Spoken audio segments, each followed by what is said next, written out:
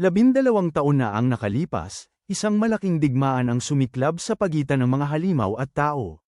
Ang labanan ay nagdulot ng hindi mabilang na pagkasawi ng tao at sa gitna ng ulan ng apoy at pagkawasak, isang batang lalaki at isang itlog ang isinilang. Sa dilim ng gabi, isang tinig na puno ng kawalang pag-asa ang sumigaw, na nagsasabing kailangan itong itigil sa anumang paraan, habang desperadong tinatawag ang pangalang Lot. Bumabalik sa kasalukuyan, sa kwentong ito tungkol sa kapangyarihan ng ugnayan, isang mainit na pagtatalo ang sumiklab sa pagitan ng grupo ng mga batang kaibigan na binubuo nina Chevol, Lot, Lilia, at Neviro. Ang dalawa ay patuloy na nagtuturuan, sumisigaw na ito ay ganap na kasalanan ng isa't isa. Sa pagka-frustrate, pinagsasabihan ni Lot si Neviro sa patuloy na pag-uusap tungkol sa mga itlog ng halimaw habang ipinagbabawal ang sinuman na kumuha ng mga itlog mula sa kanilang mga pugad. Nakatayo sa tabi nila, nagsalita si Lilia, humihiling na itigil ang pagtatalo at magpasalamat na sila ay nailigtas. Agad silang nagtalo ni Neviro nang sabay na hindi ito kasalanan nila. Iniwan si Chevol na may ngiti habang inamin niyang talagang sila ay isang perpektong magkapareha. Habang mayabang na umuusok ang ilong, idineklara ni Neviro na muli niyang naamoy ang isang itlog sa malapit. Agad siyang pinagtawanan ni Lilia, sinabing paulit-ulit na lang ang sinasabi niya araw-araw pero hindi pa siya nakakahanap ng isa. Maingat na ipinayo ni Chevol kay Lot na hindi na niya kailangang maghanap ng itlog dahil bukas, sa seremonya ng pagkakabuklod, personal na ibibigay sa kanya ni punong barangay Amna ang isa. Gayunpaman, matigas na iginiit ni Lot na nais niyang matagpuan ang kanyang kauna-unahang itlog ng halimaw ng mag-isa upang makabuo siya ng ugnayan dito bilang isang mangangabayo. Nauunawaan ang determinasyon ng kanilang kaibigan, si Lilia at Chevol ay nagkasundo ng may pag-aatubili na manatili ng kaunti pang oras. Samantala, sa nayon, si Dan ay masigasig na nagtuturo sa iba pang mga kandidato para sa mangangabayo. Maingat niyang ipinaliwanag na ang diwa ng pagiging mangangabayo ay nakasalalay sa pagbuo ng ugnayan ng pagkakapamilya sa kanilang kasamang halimaw. Nagsisimula ang lahat sa pagbuo ng itlog ng halimaw gamit ang isang mahalagang bagay na kilala bilang batong pagkakapamilya.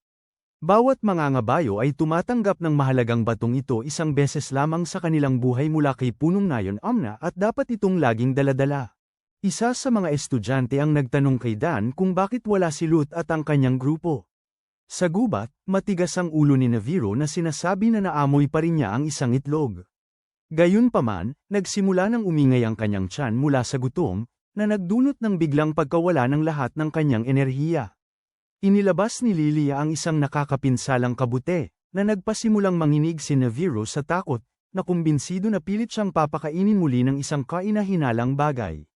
Hindi pinansin si Neviro, na mahigpit na hawak ang kanyang paboritong donut, ipinagmamalaki ni Lilia na natagpuan niya ang isang pugad ng mga bubuyog at pinagsama ang pulot sa nakakapinsalang kabute upang lumikha ng isang instant energy drink. Sinubukan niyang pilitin si Chevol na inumin ito, ngunit umatras ang bata sa takot. Habang si Lot ay nagugutom, agad niyang kinuha ito at ininom ang bawat patak. Ang epekto ng sumasabog na kabute ay napakaagad at nakabibighani na biglang sumiklab si Lot ng sigla at labis na enerhiya. Masiglang sumigaw siya na manghuhuli siya ng itlog agad. Sa tiwala, pinangunahan ni Neviro ang buong grupo papasok sa mas malalim na bahagi ng gubat. Nagsimula ng mag-alala si Chevol at pinayuhan ang lahat na huwag nang lumayo pa dahil sila ay patungo sa bawal na lupa, isang lugar na mahigpit na lumalabag sa mga batas ng nayon. Natatakot siya na parehong magiging labis na nag-aalala at galit si Dan at ang kanyang ina. Sa nayon, napagtanto ni Dan na matagal nang wala si Lot at pinaghihinalaan niyang pumasok sila sa bawal na lupa. Pinag-usapan ni napunong nayon Amna at Dan ang mga kamakailang kakaibang pangyayari matapos iulat ni Stone ang pagkakita ng mga piraso ng itim na damo na tumutubo sa gubat. Napagpasyahan ni Amna na ito ay isang masamang tanda. Sa kalaliman ng bawal na lupa, natuklasan ng grupo ni Lot ang isang misteryosong mural na naglalabas ng isang nagniningning na liwanag. Matigas ang ulo si Neviro na sinasabi na ito ay amoy ng isang halimaw at tiyak na may itlog doon. Bagaman itinatwa ito ni Lilia bilang wala kundi isang batong natatakpan ng lumot, nananatiling kumbinsido sina Lot at Neviro na ito ay talagang isang tunay na itlog ng halimaw. Gayunpaman, dahil hindi pa nila natanggap ang kanilang mga bato ng pagkakapamilya, walang ideya si Lilia kung paano ito mapapisa. Sa kabilang banda, matibay ang paniniwala ni Lut na ang buhay na natutulog sa loob ay nais ng mapisa ngayon. Wala nang ibang pagpipilian, inutusan ni Lilia si Lut na magsagawa ng isang huwad na ritual ng pagpisa gamit ang isang ordinary stone. Malakas na inihayag ni Lut ang kanyang sariling pangalan at taimtim na nanalangin para sa banal na bato na ay konekte siya sa natutulog na kaluluwa sa loob ng itlog bago utusan itong magising. Walang nangyaring himala na nag-iwan kay Lut ng pagkadismaya habang nagpasya siyang maghintay hanggang bukas. Sa gulat ng lahat, biglang nagsimulang mabasag ang itlog. Isang apoy na wyvern, ang Rathalos na kilala bilang hari ng mga kalangitan, ay opisyal na isinilang sa harap ng kanilang mga mata. Labis na tuwang-tuwa, agad na pinangalanan ni Lut itong Idlies sa kabila ng pagkalito ni Lilia tungkol sa pangalan. Bigla, si Naviro ay naguguluhan sa takot habang itinuturo ang likuran nila. Sa simula, akala ng lahat ay nagbibiro siya, ngunit isang napakalaking Arzuros na halimaw na oso ang talagang lumitaw, umuungal ng nakakatakot sa kanila. Ang grupo ay nagpanik at nagkalat sa iba't ibang direksyon bago tuluyang ma-corner matapos sundan ang maling direksyon ni Naviro. Hindi alintana ang panganib, matapang na humarap si Lut, inilalagay ang sarili sa harapan ng bagong hatched na dragon upang protektahan ito. Agad ding umakyat si Lilias sa langit at humihip ng apoy patungo sa Eos-Hera, iniligtas ang kanyang master. Sa pinakakritikal na sandali, dumating si Dan. Itinuro niya na ang mabangis na Eos-Hera ay hinahabol sila sa buong panahong ito dahil sa pugad ng mga pukyutan na dala ni Lut. Agad na kinuha ni Dan ang pugad at itinapon ito hanggat maaari, na nagbigay daan sa buong grupo upang makatakas ng ligtas. Pagbalik sa nayon, mariing pinagsabihan ni Dan si Lut dahil sa pagiging pabaya na harapin ang Eos-Hera nang walang dala at sa pagpasok sa ipinagbabawal na lugar nang walang pahintulot. Gayunpaman, labis na nagulat ang punong nayon na si Amna na nagawa ni Lut na mapisa ang itlog ng walang gamit ang isang batong pagkakamag-anak. Itinuturing niya ang kaganapang ito na isang kahangahangang biyaya na nagbabayad sa lahat ng nangyari. Mabilis na tumakbo si Lady Vlau upang pagsabihan sila dahil labis siyang nag-aalala, ngunit agad niyang inihayag ang kanilang parusa. Mawawalan ng lahat ng panghimagas ngayong gabi sina Lut, Shavol, at Lilia. Samantala, labis na nababahala si Naviro nang siya ay pagbawalan sa pagkain ng donuts. Nakangiti, pinapayagan ni Punong Bayan Amna si Lut na dalhin si Lilia pauwi, naniniwala na hindi kayang iwanan ng maliit na dragon ang kanyang tabi. Habang nagtatapos ang mahabang araw, isang hula ang umuukit sa hangin, nagsasaad na ang walang katapusang kadiliman ay malapit nang bumaba sa mundo, at iyon ang magiging sandali na hinihintay ng lahat ang paglitaw ng kataas-taasang isa na nakasakay sa likod ng isang puting dragon. Bukas, si Lut ay opisyal na magiging tunay na sakay. Si Lut ay isang matigas ang ulo ngunit masugid na batang lalaki na ang pangarap ay maging pinakamagaling na sakay ng halimaw sa mundo. Kasama ang kanyang mga kaibigan na sina Shavol, Lilia, at Naviro, siya ay nakatira sa Hakam, isang nakatagong nayon ng mga sakay. Noong nakaraang araw, sa loob ng ipinagbabawal na lupain, pinisa ni Lut ang itlog ng isang apoy na wyvern, ang Rathalos na kilala bilang hari ng mga kalangitan, nang hindi gumagamit ng batong pagkakaugnay. Ngayon, isinasagawa ang seremonya ng pagkakabonding upang matukoy kung makakabuo si Lut ng ugnayan kay Rathalos, at kung matagumpay na mapapisa ni Shavol at Lilia ang kanilang mga itlog at maging mga sakay. Bumabalik sa kasalukuyan, si Lut ay kakalad ka rin sa lupa ng batang dragon, si Lias. Ang bata ay namangha sa laki ni Lias na lumaki sa loob lamang ng isang araw. Mahigpit na pinaalalahanan siya ni Dan na ang pag-aamo ng isang halimaw ay hindi madali, lalo na't pinisa ito ni Lut ng walang batong pagkakabonding. Gayunpaman, nagbabala rin si Dan kay Lut na huwag maging sobrang tiwala at mahigpit siyang ipinagbabawal mula sa bumabalik sa ipinagbabawal na lupain. Muli, umakyat si Lut sa likod ng dragon, ngunit hindi pa rin nabuo ang tunay na ugnayan ng dalawa. Mula sa malayo, pinapanood ni High Oro at ng kanyang nakatatandang kapatid habang matapang na inabot ni Lut ang Rathalos. Nakita ito, sinabi ng kapatid ni High Oro na huwag maging padalos-dalos. Sa bahay ni Shavol, kakatapos lang gawin ni Lady Vlau ang paborito niyang gargoyle egg soufflé. Gayunpaman, tuluyan ang nawala ang gana ni Shavol dahil sa sobrang nerbiyos tungkol sa seremonya. Biglang dumating si Lut at Caswall na tinikman ang bagong lutong soufflé. Nakita ang nag-aalala na ekspresyon sa mukha ng kanyang kaibigan, pinatatahan ni Lut si Chevol na tiyak na magiging isang mangangabayo siya dahil palagi niyang inaalagaan ang damdamin ng mga halimaw at taos-pusong nais na maunawaan ang mga ito. Ang taos-pusong salita ni Lut ay nagpapagaan sa pagkabahala ni Chevol, habang sinasamantala ni Naviro ang pagkakataon upang ubusin ang natitirang souffle, na nagpilit kay Lady Vlau na gumawa ng isa pa. Sa ibang dako, pinasigla nila Loa si Lilia, sinasabing tiyak na magiging isang mangangabayo siya. Gayunpaman, tila hindi karaniwang nag-iisip si Lilia. Ipinaliwanag niya kay Mil na kapag naging mangangabayo siya, hindi na siya magiging malaya upang umalis. Ang nayon at tuklasin ang labas ng mundo dahil hindi pinapayagan ang mga dayuhan na malaman ang tungkol sa pagkakaroon ng mga rider. Nabigo, naglakad palayo si Mil ng galit, naiinis na nagtrabaho siya ng mabuti upang malampasan si Lilia, habang ang kanyang kalaban ay tila walang interes sa pagkuha ng titulo bilang rider. Kasabay nito, pinayuhan din si Hyoro ng kanyang nakatatandang kapatid na huwag nang mag-atubiling maghanda bago ang seremonya. Opisyal na nagsimula ang seremonya ng pagkakapamilya sa ilalim ng patnubay ni Punong Nayon Amna. Isa-isa niyang ipinakita ang mga itlog at mga batong pagkakapamilya kina Chevol, Mil, at Hyoro. Ang pagkain lamang ay hindi tumatanggap ng itlog dahil naniniwala si Gami-Gami na kailangan muna niyang palalimin ang kanyang ugnayan kay Rathalos. Nang dumating ang pagkakataon ni Lilia, ipinaliwanag ni Punong Bayan Amna at Genie ang patakaran ng nayon tungkol sa paghihiwalay ng mas detalyado. Sinabi nila sa kanya na ang mga tao na hindi mga sakay ay hindi nakikita ang mga halimaw bilang mga nilalang na maaari nilang buuin ng emosyonal na ugnayan. Sa halip, tinitingnan nila ang mga sakay bilang kakaiba at nakakatakot na mga tao. Matapos maunawaan ito, matibay na nagpasya si Lilia na isuko ang pagiging sakay upang siya ay manatiling malaya sa pag-explore sa labas ng mundo. Si Naviro ay agad na nagmamayabang na nahulaan na niya ang desisyon niya. Pagkatapos, inutusan ng pinuno ng nayon ang lahat ng mga kandidato sa pagsakay na itaas ang kanilang mga bato ng pagkakapamilya ng mataas sa hangin at malakas na tawagin ang kanilang mga pangalan upang gisingin ang buhay na natutulog sa loob ng mga itlog. Sa tulong ng mga bato ng pagkakapamilya, matagumpay na napisa ni Mil ang isang Aptineth, habang tinanggap ni Hyoro ang isang Das Fango sa mundo. Gayunpaman, walang senyales ng paggalaw mula sa itlog ni Chevol, na nagdulot sa kanya ng kawalang pag-asa. Si Naviro ay tungkol lang maghanda ng isa pang inumin para bigyang lakas siya, ngunit sina Lut at Lilia.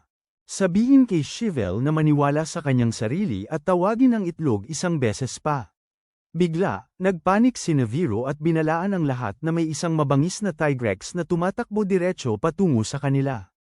Agad na inutusan ng pinuno ng nayon ang pagpapahinto sa seremonya ng pagkakaisa at ang lahat ay lumikas, habang sina Dan at ang mga veteranong sakay ay sumakay sa kanilang Koropiko, Popo, Yenkotku, at Aptineth upang harapin ang mabangis na hayop. Matigas ang ulo si Chevol na tumangging tumakas dahil nararamdaman niyang ang buhay sa loob ng kanyang itlog ay labis na nagnanais na ipanganak. Sa pag-aproba ng pinuno ng nayon na si Amna, ibinuhos ni Chevol ang lahat ng kanyang puso sa kanyang panalangin. Sa wakas, ang itlog ay nagsimulang mabasag, at isang Velocidrome ang lumabas mula rito. Labis na natutuwa, pinasalamatan niya ang kanyang bagong kasama, isang halimaw na kilala sa pamumuhay sa mga grupo. Ang kanilang kaligayahan ay hindi nagtagal nang magmadali si Naviro na dalhin ang balita na natalo ang grupo ni Dan ng Tigrex. Halos hindi makatayong matatag, inutusan ni Dan ang lahat na tumakas habang ang halimaw ay diretsyong umaatake patungo sa kanila. Sa kritikal na sandaling yun, inilagay ni Lut ang kanyang buhay sa panganib sa pamamagitan ng pag-akyat sa likod ni Lias at sumisigaw ng utos na sumakay. Ang dalawa ay umangat ng mataas sa langit, nagliliyab ng maliwanag na liwanag habang sila ay naglalabas ng pagkakaisa. Atake. Ang kanilang nakakatakot na bilis ay nagpapalipad sa Tigrex pabalik, inililigtas ang lahat mula sa tiyak na kapahamakan. Bagaman nagrereklamo si Gami-Gami na ang isang atake ay hindi patunay ng tunay na ugnayan, nakangiti si Punong Bayan Amna sa kasiyahan. Matapos makaligtas sa pagsubok ng magkasama, unti-unting pinatatatag ng mga batang sakay ang mga ugnayang ibinabahagi nila sa kanilang mga halimaw. Mamaya, sa ilalim ng takip ng dilim, nag-aalala silang pinag-uusapan ni Punong Bayan Amna at Dan ang kakaibang hitsura ng Tigrex, naniniwala na ito ay senyales na nagsisimula ng lumitaw ang isang masamang puwersa. upang magising sa loob ng gubat. Sa wakas, binuksan ni Naviro ang kanyang encyclopedia ng mga halimaw upang ipakilala ang fire wyvern na si Rathalos, isang halimaw na kayang huminga ng malalaking bola ng apoy at mahusay sa aerial combat, na nagdadala sa isang makulay na episode sa pagtatapos. Hindi nagtagal, isang nag-iisang manghuhuli at ang kanyang pusa na kasama, si Papola, ay dumating malapit sa lihim na nayon ng mga sakay ng hakam. Sa gitna ng mapayapang tanawin ng kalikasan, patuloy na nagrereklamo si Papola, pinapaalala sa manghuhuli ang kanyang misyon na hulihin ang Tigrex habang binabalaan siya tungkol sa pagiging tamad. Bigla, isang alarma ang umuugong sa buong nayon, nagpapahayag ng pagdating ng isang estranghero. Habang nakasakay si Lut kay Leus sa himpapawid, agad niyang napansin ang kaguluhan. Si Naviro ay tumakbo papunta sa kanya na may takot upang sabihin na may dumating na manghuhuli. Kahit na siya ay busog na busog mula sa pagkain, labis pa ring nagtataka at nasasabik si Naviro na makita kung ano ang hitsura ng isang manghuhuli. Ang pagdating ni Reverdo ay nagdulot ng pagkabahala sa mga veteranong sakay tulad ni Gimagami at Dan. Agad nilang inutusan ng lahat ng mga taga-nayon na kumilos ng natural hanggat maaari upang itago ang pagkakaroon ng mga mangangabayo. Mabilis na umuwi si High Oro at mahigpit na isinara ang bawat bintana. Bumili si Reverdo ng mga halamang gamot mula sa isang matandang babae at nagtanong kung may nangyaring kakaiba kamakailan. Ang tanging sagot na natanggap niya ay may dos fango na kamakailan lamang ay umapak sa mga bukirin ng iba. Habang naglalakad si Reverdo sa nayon, aksidenteng nabangga ni Papola si Naviro. Agad silang nagsimulang magtalo matapos ipakita ni Naviro ang kanyang sarili bilang isang kahangahangang pusa. Ngunit pinagtawanan naman ni Papola ang kanyang malaking ulo at kakaibang itsura. Mukha. Sa huli, umalis si Naviro upang ipagpatuloy ang paghahanap sa manghuhuli, habang sinundan siya ni Papola na may inis. Samantala, sa loob ng bahay ng pinuno ng nayon, nag-uusap sina Alma at Dan nang may pag-aalala kung paano mapoprotektahan ang lihim ng nayon. Nagpasya silang dapat agad pakawala ng nahuling Tigrex upang hindi matuklasan ng manghuhuli ang pagkakaroon ng mga sakay. Sa puntong ito, natagpuan na ni Lut si Reverdo, ngunit nabigo siya dahil ang manghuhuli ay hindi kasing laki at nakakatakot tulad ng kanyang inaasahan. Ipinakita ni Reverdo kay Lut ang kanyang Tigrex Greatsword. Sa inosenteng paraan, tinanong ni Lut kung ano ang iniisip ng mga halimaw tungkol sa mga mangangaso, na nagulat kay Reverdo na ang isang batang lalaki ay magiging interesado sa damdamin ng mga halimaw. Pagkatapos nilang magpakilala, dumating si Naviro at Bastos na tinawag si Reverdo na mukhang hindi maayos, habang si Papola ay humabol sa kanila sa halos eksaktong parehong oras. Kaagad pagkatapos, dumating si Shavol upang sabihin kay Lut na ang pinuno ng nayon ay agarang nais siyang makita. Gumamit ng pain si Pinuno Alma upang akitin ang Tigrex pabalik sa ligaya bago ipaliwanag. Sa grupo ni Lut na ang Tigrex ay hindi natural na naninirahan sa gubat na ito. Sa makatuwid, ang pagbabalik ng mga halimaw na naligaw sa maling tirahan ay isa sa mga responsibilidad ng isang rider. Ang Tigrex ay mabilis na nagsisimulang maglakbay patungo sa snow-covered na rehiyon ng Darge. Nagpasya si Dan na samahan nito roon, habang si Lut, Naviro, at ang iba pa ay paulit-ulit na humihiling na makasama siya upang makakuha ng karanasan. Ang kanilang paglalakbay ay sa wakas ay nagdadala sa kanila lampas sa mga hangganan ng kanilang nayon at papunta sa nagyayelong lupain ng Darge. Nang bumaba ang gabi, umalis si Dan upang suriin ang nakapaligid na lugar, habang ang grupo ni Lut ay mag-set up ng kampo. Sama-sama, tinatangkilik nila ang masarap na hapunan na inihanda ni Lady Vlau, kabilang ang paboritong gargoyle egg soufflé ni Shavol at maanghang na sinigang na karne ng moss wine para kay Lut. Nang maglaon ng gabing yun, sobrang excited sina Lut, Lilia, at Shavol na makatulog, sabik sa kanilang kauna-unahang paglalakbay sa labas ng mundo. Ibinahagi ni Lilia ang kanyang pangarap na malayang tuklasin ang mga halaman at halimaw sa mundo, habang si Lut ay nananatiling determinado na maging pinakamagaling na sakay ng halimaw sa lahat ng panahon. Nag-uudyok sa isa't isa, nangangako silang gawing realidad ang kanilang mga pangarap. Sa sumunod na umaga, nagpatuloy ang grupo sa kanilang paglalakbay patungo sa mas malalim na bahagi ng snowy na rehiyon, kung saan nakita nila ang isang kawa ng popo. Walang tigil na nagrereklamo si Naviro tungkol sa sobrang lamig, kaya't kumuha si Lilia ng ilang maanghang na sili at bitterbugs at pinagsama ito upang makagawa ng mainit na inumin. Si Lut at Naviro ay napakunot ang noo sa sobrang mapait nitong lasa. Ngunit ilang sandali lamang ay agad nilang naramdaman ang init na kumakalat sa kanilang mga katawan at nakuha muli ang kanilang lakas. Inanunsyo ni Dan na matagumpay nilang natapos ang kanilang misyon dahil bumalik na ang Tigrex sa tamang tirahan nito sa mga bundok. Gayunpaman, isang kakaibang ugong ang biglang umuukit sa lugar, at ang parehong Tigrex ay hindi inaasahang tumatakbo pabalik mula sa bundok na puno ng takot. Inutusan ni Dan si Lut at ang iba pa na harangan ang daan nito at itulak itong pabalik sa bundok, ngunit si Lut ay impulsibong umakyat kay Leos at lumipad ng diretsyo patungo sa halimaw. Agad na inatake ng Tigrex si Lut. Sa sandaling malapit nang mangyari ang kapahamakan, lumitaw si Reverdo at inalag ang kanyang malaking espada, pinigilan ang mabangis na hayop.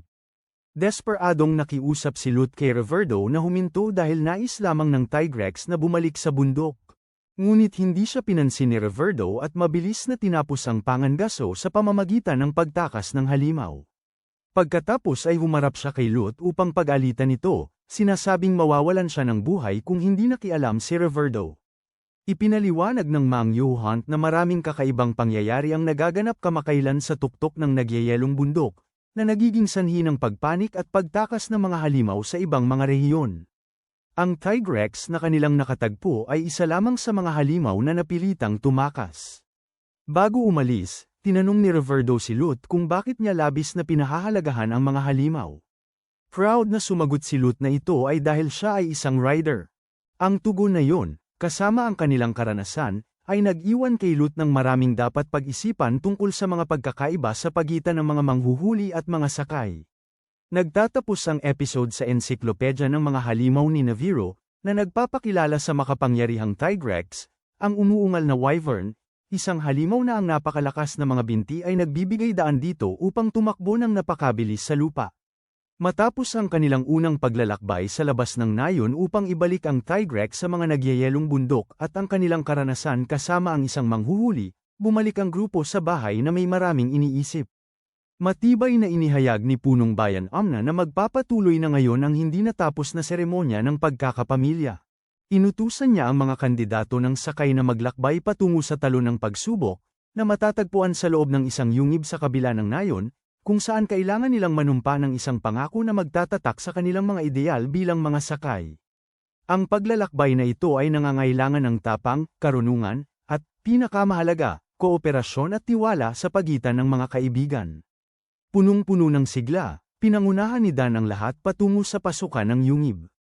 Nagtataka si Shavol kung bakit wala si Lilia buong araw, kahit na palagi siyang sabik na manood ng seremonya.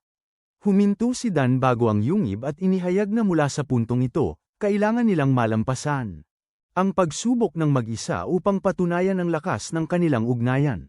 Kung hindi sila makakonekta sa kanilang mga kaibigan, hindi nila kailanman maaasahan na makakonekta sa mga halimaw.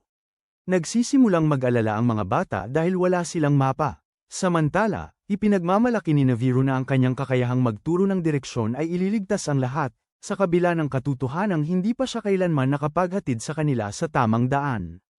Pagkatapos, nagpasya si Dan na maghintay sa labas ng yungib, handang iligtas sila kung sakaling may mangyaring masama. Malapit doon, si Laloa ay lihim na nagtatago at malapit nang pumasok sa yungib dahil siya ay nag-aalala tungkol sa kanyang nakatatandang kapatid na babae, ngunit biglang lumitaw si Lilia at pinigilan siya. Ipinagmamalaki ni Lilia na mayroon siyang mapa ng yungib bago hikbiin si Laloa na umuwi habang tahimik siyang sumisiksik sa loob. Sa kailaliman ng madilim na yungib, iritado si Mil na nagrereklamo na masyadong mahiyain at mabagal si Hyoro, nagbabala na madyay gising niya ang lahat ng mga halimaw sa gabi. Biglang lumitaw si Naviro mula sa wala at nagsimulang makipagtalo kay Mil kung sino sa kanila ang talagang mas nag-iisa bago ipahayag ng may pagmamalaki na naamoy niya ang amoy ng tagumpay at iginiit. Sa pangunguna, biglang nawala ng lahat ng motibasyon si Mil at sinabi niyang gusto na niyang sumuko at umuwi.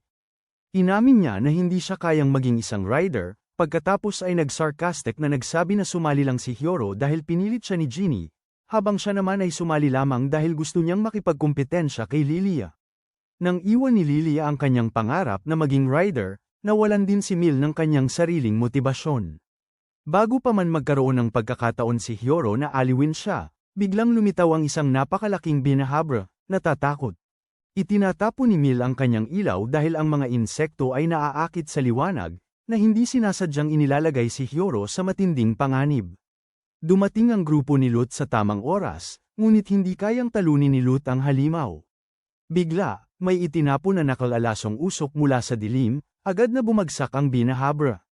Matapos makaligtas sa mapanganib na sitwasyon, taos-pusong humingi ng tawad si Mil kay Hiyoro para sa kanyang mga matitigas na salita at sa pagtatapo ng ilaw bago ibalik ang kanyang batong pagkakapatiran. Nagpatuloy ang grupo, ngunit umabot sila sa isang patay na dulo. Habang unti-unting nawawala ang pag-asa ng lahat, maingat na napansin ni Shivel ang isang grupo ng mga flashbug na lumilipad sa itaas at napagtanto na ang tunay na daan ay nasa itaas ng bangin, ipinapakita ang kanyang mahusay na kakayahan sa pag-akyat. Si Shivel ang nangunguna, maingat na ginagabayan ang lahat pataas, isang hakbang sa bawat pagkakataon. Sa wakas, narating nila ang nakakamanghang talon ng mga pagsubok, kung saan isang sagradong agos ang kumikislap ng maliwanag sa kanilang mga mata. Sa talon ng mga pagsubok, nangako si Mil na siya ay magiging isang mangangabayo na laging handang tumulong sa kanyang mga kaibigan sa panahon ng hirap. Si Shivel ay nagdudugtong ng kanyang mga kamay at nananalangin na maging isang matatag na mangangabayo na hindi kailanman tatakbo at makakabuo ng malalim na ugnayan sa kanyang halimaw. Si Lut ay buong kumpiyansa na sumisigaw ng kanyang sumpa, idineklara na tiyak siyang magiging pinakamagaling na mangangabayo sa mundo. Bigla, isang tunog ng pagkatok ang umuulit sa loob ng yungib, sinisira ang seryosong atmosfera. Isang grupo ng mga tao na nagsasabing sila ay mga miyembro ng Royal Scriveners ang biglang lumitaw. Mas nakakagulat, kasama nila si Laloa at siya ay tina-target ng isang mabangis na e-drone. Si Lilia, na nagtago malapit, ay agad na tumakbo upang protektahan si Laloa mula sa atake. Natanging matamaan ang lason ng halimaw. Agad na sumisigaw si Dan sa lahat na tumakbo. Gayunpaman, habang ang buhay ni Lilia ay nakabitin sa isang sinulid, isang magandang babae na nakasuot ng pula, kilala bilang ang reyna ng pulang swan, ang lumipad, tinalo ang e-drone sa isang saksak, at pinilit si Lilia na uminom ng lunas. Nagising si Lilia sa loob ng bahay ng punong bayan at nalaman na ang laso ng e-drone ay maaaring nakamamatay kung hindi ito maagapan. Si Laloa ay humihingi ng tawad ng may luha dahil sa lihim na pagsunod sa kanyang kapatid, ngunit nagpasalamat si Lilia sa kanya. Sinasabing dahil sa kanya ay nakilala niya ang Red Swan Queen. Sa sandaling yun, lumitaw si Naviro na nakasuot ng nakakatuwang balabal at sinubukang makipaglandian sa kanilang tagapagligtas, ngunit tinawanan lamang siya dahil sa kanyang kakaibang hitsura. Ngumiti ng mainit, ipinakilala ng babae ang kanyang sarili bilang si Simone, ang kapitan ng Royal Scriveners. Maingat na hinaplos ni Simone si Lias, na nagulat kay Lilia. Ipinaliwanag niya na ang susi sa pag-unawa sa mga halimaw ay ang pagpapahayag ng tunay na damdamin mula sa kaibuturan ng puso. Pagkatapos nito, tinalakay ni Simone kasama si Punong Baryo Amna ang matinding hindi pagkakapantay-pantay na kasalukuyang nakakaapekto. Ang ekosistema, na binabanggit ang mga piraso ng itim na damo at ang mga halimaw na tila naguguluhan. Makalipas ang kaunti, maingat na lumapit si Lilia kay Simone at inaalok siya ng isang bote ng inuming enerhiya bilang tanda ng pasasalamat. Masayang tinanggap ni Simone ang regalo at hiniling kay Lilia na maging gabay ng grupo sa gubat kinabukasan. Kinabukasan ng umaga, masiglang ginabayan ni Lilia ang ekspedisyon, ipinapakita ang kanyang malawak na kaalaman sa mga kabute at ekolohiya ng mga halimaw. Hinihimok ni Simone si Lilia na manatiling tapat sa kanyang sarili at sundin ang tunay niyang nais. Natapos ng matagumpay ang imbestigasyon. Ipinaliwanag ni Simone na sumali siya sa Royal Scriveners upang makapaglakbay sa buong mundo sa paghahanap ng mga sagot at matiyak na ang bukal ng kaalaman ay hindi kailanman mauubos. Habang umaalis ang grupo ni Simone sa likod ng kanilang mga halimaw, napaiyak si Lilia dahil hindi pa niya nasasabi ang pinakamahalagang bagay na nasa isip niya. Sakay kay Lias na tinulungan ni Lut, lumipad siya patungo kay Simone at tinipon ang lahat ng kanyang lakas ng loob upang isiga ang pangalan ni Simone. Ipinagmamalaki ni Lilia na idineklara niyang natagpuan na niya ang pangarap sa kanyang buhay, na maging isang tao. Tulad ni Simone, naglalakbay sa buong mundo upang matuto ng mga bagong bagay at punuin ang walang katapusang bukal ng kaalaman. Labis na natutuwa si Simone at sabik na sinasabi na inaabangan niya ang araw na sumama si Lilia sa kanya. Ngumiti rin sina Lut at Lias, binabati ang kanilang mahal na kaibigan sa wakas ay natagpuan ang kanyang tunay na tawag. Nagtatapos ang episode sa ensiklopedya ng mga halimaw ni Naviro, ipinapakilala ang Swift Iodrome, isang halimaw na dalubhasa sa pagdura ng lason upang linisin ang daan para sa sarili nito. Naghahanda para sa kapanapanabik na pista ng mga sakay na malapit ng magsimula. Hindi nagtagal, sa klase, tinuturuan ni Dan ang lahat kung paano harapin ang mga hindi inaasahang sitwasyon habang nakasakay sa mga halimaw, subalit nahuli siya ni Lut sa isang mahirap na tanong, na nagdulot kay Dan ng pagkalito at pagsisikap na iwasan ang pagsagot dito. Sa halip, inihayag ni Dan na ang Monster Race, isang tradisyonal na kaganapan na nakansela sa nakaraang 10 taon, ay muling ibabalik. Ang anunsyo ay nagbigay ng kasiyahan sa 4 na apprentice ng sakay. Habang si Lut ay nahihirapang magprakti ng pagsakay kay Lias, ang buong nayon ng Hakam ay abala sa mga paghahanda para sa karera, na parang ito ay isang malaking pagdiriwang sa ilalim ng pamamahala ng punong bayan na si Amna. Kahit ang karaniwang tahimik na tagapagsalita ng tambol ay masigasig na tumutulong sa paggawa ng mga hadlang sa kahabaan ng ruta ng karera. Sa araw bago ang kompetisyon, ang mga apprentice na mananakay ay tumatanggap ng espesyal na pagsasanay mula sa kanilang mga nakatatanda. Si Chevol, na nakasakay sa kanyang Velocidrome, ay pinayuhan na lubos na samantalahin ang pambihirang kakayahan nito sa pagtalon. Si Hero, kasama ang kanyang Dasfango, ay sinabihan na i-compensate ang mabigat na katawan ng halimaw sa pamamagitan ng mahusay na kontrol. Si Mil at ang kanyang mabagal na Aptonoff ay hinihimok na samantalahin ang kanilang natatanging tibay. Si Lut, sa kabilang banda, ay nag-eensayo sa ilalim ng pangangasiwa ni Dan ngunit nakakaranas ng walang katapusang mga paghihirap dahil si Lias ay matigas ang ulo at tumatangging lumipad ayon sa utos ng kanyang mga ngabayo, na nagiging sanhi upang si Lut ay mahulog ng masakit ng paulit-ulit. Gayunpaman, si Lut ay tumatangging sumuko at nananatiling determinado na manalo sa karera. Samantala, ang mga taga-bayan ay naghahanda ng maraming bitag sa kahabaan ng daan, kabilang ang mga bitag na hukay at mga pader ng putik upang haminin ang mga kalahok. Nang gabing yun, sa gitna ng kagubatan, hindi inaasahang nakatagpo sina Simone at ang manghuhuli na si Reverdo ng isang Diablos. Sa kakaibang paraan, sa halip na umatake, biglang tumakas ang halimaw. Napagtanto ng dalawa na ang pamamahagi ng mga halimaw at ang buong ekosistema ay nagbabago sa isang nakakabahalang at hindi natural na bilis.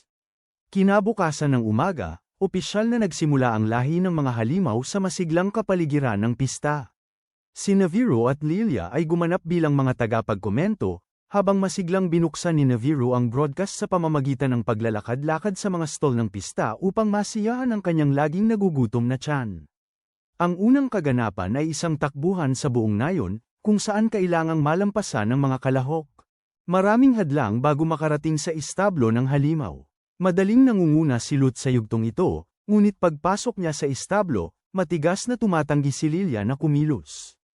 Habang mabilis na umaabante sina Chevol, Mil, at Hero, si Lut ay nakatayo lamang nang walang magawa sa likuran. Ang takbuhan ay umaabot hanggang tuktok ng bundok de Capo, kung saan kailangang hanapin at kunin ng mga kalahok ang nag-iisang bihirang knuckle alasong kabute bago bumalik sa linya ng pagtatapos, kung saan ang unang makabalik ay idedeklarang panalo. Sa kagubatan ng kabute, sa wakas ay nahabol ni Lut ang kanyang mga kaibigan, ngunit bigla silang nakatagpo ng isang kakaibang pink na halimaw, isang Kong Olala na abala sa pagkain ng mga kabute. Ang halimaw, na may hindi matiis na amoy, ay umatake sa grupo. Sa gitna ng kaguluhan, ang takot na si Hero ay sumakay sa kanyang Dasfango at tumakas, pinipilit si Chevol na magmadali at makipaglaban upang protektahan si Mil.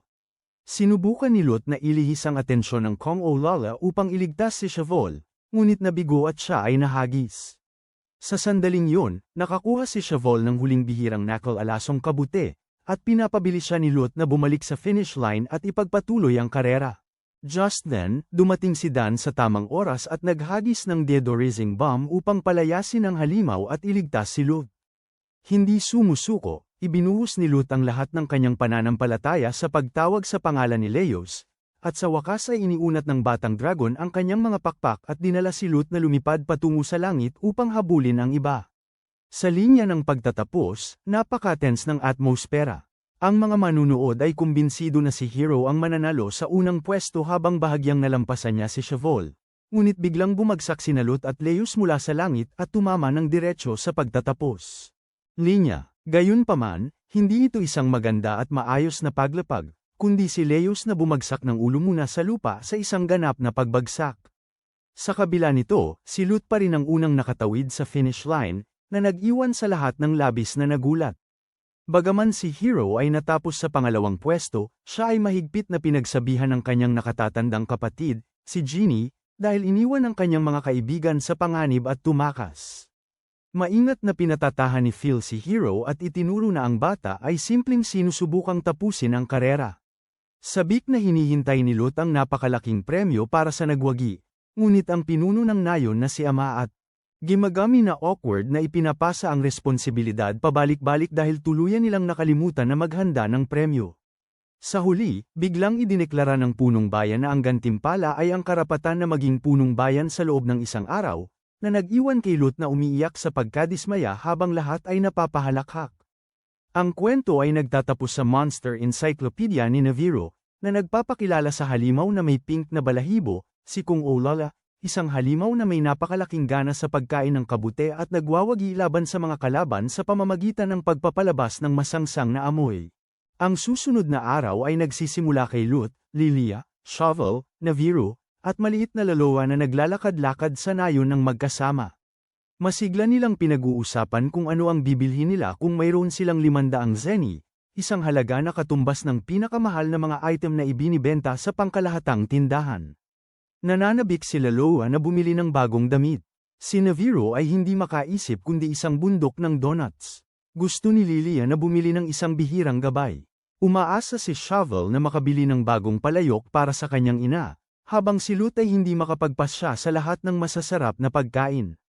Sa wakas, inihayag ni Lilia na ang mamahaling item na nagkakahalaga ng 500 zeni ay talagang isang ginto. Itlog, o sa simpleng salita, isang espesyal na itlog. Kinabukasan, lihim na pumasok si Shovel sa gubat upang maghanap ng gintong itlog dahil ang mga ibon na gargoyle ay paminsan-minsan lamang naglalagay ng mga napakahalagang itlog na ito. Nakatagpo siya kay Lut, na masigasig na nagsasanay na gayahin ang sigaw ng isang gargoyle sa pagtatangkang hikayatin silang maglagay ng mga itlog. Bagaman iniisip ni Shovel na medyo katawa-tawa ang ideya, masaya siyang sumali. Habang ang dalawang bata ay umaawit, gargoyle, gargoyle, biglang lumitaw si Naviro na may dalang malaking bonten ng donuts at ipinapakita na ang tunay na paraan upang mapalabas ang isang gargoyle na maglatag ng gintong itlog ay takutin ito. Pagkatapos, isang gargoyle ang lumitaw. Habang si Shovel ay handang subukang takutin ito, aksidenteng nahulog ni Naviro ang lahat ng kanyang donuts at naglabas ng isang desperadong sigaw, na nagulat sa ibon at nagdulot ito upang maglatag ng itlog. Sa kasamaang palad, ito ay isang ordinaryong itlog lamang.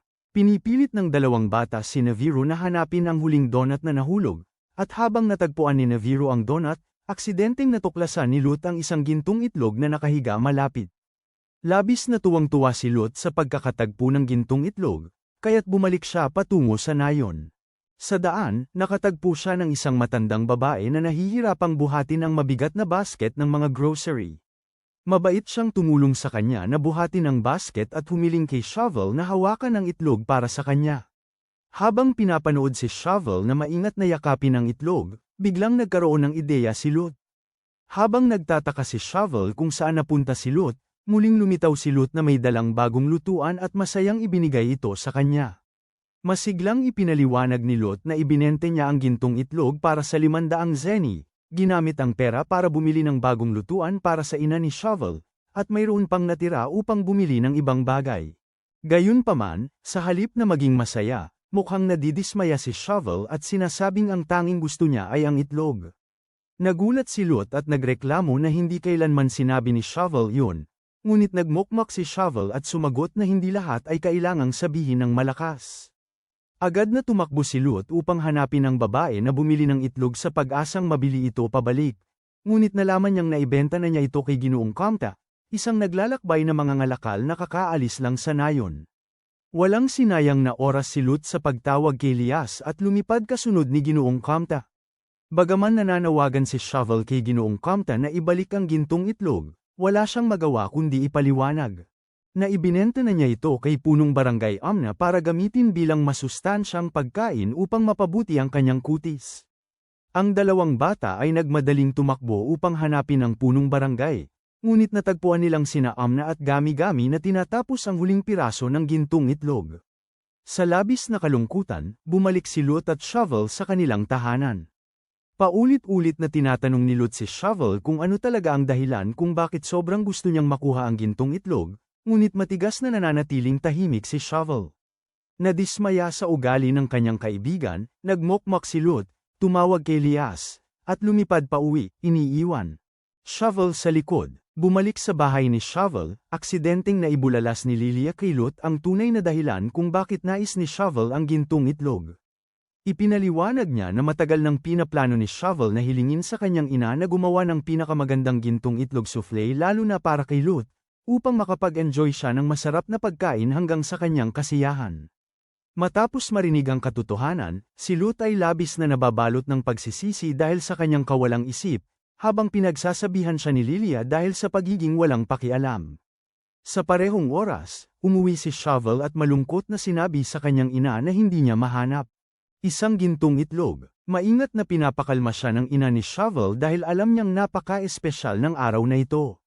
Pagkatapos malaman ang katotohanan, tumakbo si Lut sa ipinagbabawal na gubat ng mag-isa, determinado na makahanap ng isa pang gintong itlog kahit ano paman. Nang marinig ito ni Shovel, siya ay nagpanik at agad na humabol sa kanya. Sa kailaliman ng gubat, isang grupo ng mga nagnanakaw na Melinks ang nagnakaw ng gintong itlog na natagpuan ni Lut. Walang pag-iisip na hinahabol ni Lut ang mga ito upang mabawi ito, ngunit nahulog siya sa gilid ng isang bangin. Sa kabutihang palad, dumating si Shovel sa tamang oras at hinawakan ang kamay ni Lut. Ang pinagsamang bigat ng dalawang bata ay labis, at nagsisimula ng mawala ng pagkakahawak si Shovel. Mas pipiliin ni Lut na bitawan ang kamay ni Shovel para iligtas ang kanyang kaibigan kaysa pakawalan ang gintong itlog. Sa huling sandali, habang nakabitin ang kanilang mga buhay sa isang sinulid, Damapusilius at nahuli sila, iniligtas sila mula sa tiyak na kamatayan. Dinala ni Lut at Shovel ang gintong itlog pabalik sa bahay, kung saan ginamit ito ng ina ni Shovel upang gumawa ng napakalaking gintong itlog soufflé at naglagay ng 7 kandila sa itaas. Nagulat si Lut dahil siya ay 12 taong gulang na, ngunit ipinaliwanag ni Shovel na ang 7 mga kandila ang sumisimbolo sa 7 taon na lumipas mula nang mampan si Lut at lumipat sa tahanan ng pamilya ni Shovel. Labis na naapektuhan, hinay pa ni Lut ang mga kandila at tinamasa ang pinaka-espesyal na regalo sa kaarawan na natanggap niya kailanman. Nang gabing yun, nanatili si Lut sa bahay ni Shovel, at kahit sa kanyang mga panaginip ay ngumiti siya habang tinatawag ang pangalan ng masarap na puting soufflé. Sa pagtatapos ng episode, lumitaw si Nev Aro sa kanyang Monster Encyclopedia segment upang ipakilala ang Banayad ngunit napakalakas na si Popo, na ang makapal na balahibo ay nagpoprotekta dito mula sa lamig, ginagawa. Ito ang perpektong halimaw na kasama para kay Stone. Nagsisimula ang bagong araw na si Lut ay nakasakay kay Leos nang biglang magalit ang batang dragon, lumilipad ng ligaya sa lahat ng direksyon at tumatangging sumunod, na nagdudulot ng panik kay Lut. Si Dan ay nahirapang kalmayan si Leos sa loob ng ilang sandali bago niya ito napakalma at natuklasan na ang dahilan ay isang bilang ng mga magagaspang na guhit na ginawa gamit ang tinta na nakadikit sa likod ng dragon. Habang agad na bumabagsak ang hinala ng lahat kay Naviro, dumating si Genie kasama ang mga kambal na Kamta, sina Denden at Linlin, ang tunay na utak sa likod ng kalokohan. Dan ay mahigpit na nagbabala sa dalawang bata na huwag tratuhin ang mga halimaw bilang mga laruan. Ngunit wala silang anumang pagsisisi at kahit na sumagot pa ng may paghamon. Napagtanto ni Lilia na nalulungkot sina Denden at Linlin dahil matagal nang wala ang kanilang mga magulang, kaya't nagpasya siyang maghanda ng espesyal na inuming enerhiya bilang tanda ng pagkakasundo. Nang dalhin niya ang inumin sa tahanan ng Kamta, tinikman ng kambal ito at namangha dahil ito ay eksaktong lasa ng inuming palaging ginagawa ng kanilang ina. Ipinaliwanag ni Denden at Linlin na tuwing naghahanda ang kanilang ina ng inuming ito, siya ay malakas na. Tumawag, oras na ng hapunan, umuwi na, bilang isang senyales. Ang pamilyar na tawag na yun ay naging tradisyonal na anunsyo ng oras ng hapunan ng pamilyang Kamta. Gayunpaman, dahil sinabi ng kanilang mga magulang na hindi sila babalik hanggang sa kabilugan ng buwan, labis na nalulungkot ang mga kambal. Nang marinig ito, inimbitahan ni Lot ang dalawang bata na magpalipas ng gabi sa kanyang bahay. Nang gabing yun, ang malakas na paghilik ni Naviro ay nagising kina Denden at Linlin. Nang tumingin sila sa bintana at makita ang kabilugan ng buwan na maliwanag na nagniningning sa langit, lihim silang nasa sabik. Naniniwala silang malapit nang bumalik ang kanilang mga magulang, tahimik silang umalis sa bahay ni Lot at tumakbo sa daan patungo sa labas ng nayon upang salubungin sila. Nang magising si Naviro at mapagtanto na wala na ang kambal, agad na ipinagbigay alam ni Lilia at Shivil ang nangyari. Nakaramdam ng pagkakasala dahil sa sobrang pagkatulog, nagpasya si Lot na tawagan si Lius at umalis kasama si Naviro upang maghanap sa gubat. Samantala, habang naglalakad sina Denden at Linlin sa madilim na kagubatan, nakita sila ng isang mabangis na Gypceros, isang ibong wyvern na naaakit sa mga makinang na bagay, matapos magmuni-muni ang ilaw mula sa hin ng buhok ni Linlin. Sa sandaling ang Gypceros ay handang umatake, dumating sina Lot at Lius sa tamang oras. Mabilis na ginagabayan si Lius, pinapabula ni Lot ang batang dragon na magbuga ng isang bola ng apoy na nagtaboy sa halimaw at nagligtas sa dalawang bata. Bagaman ligtas ang lahat, agad na napagtanto ng grupo na sila ay naligaw sa malawak na gubat na napapalibutan ng makapal na ulap.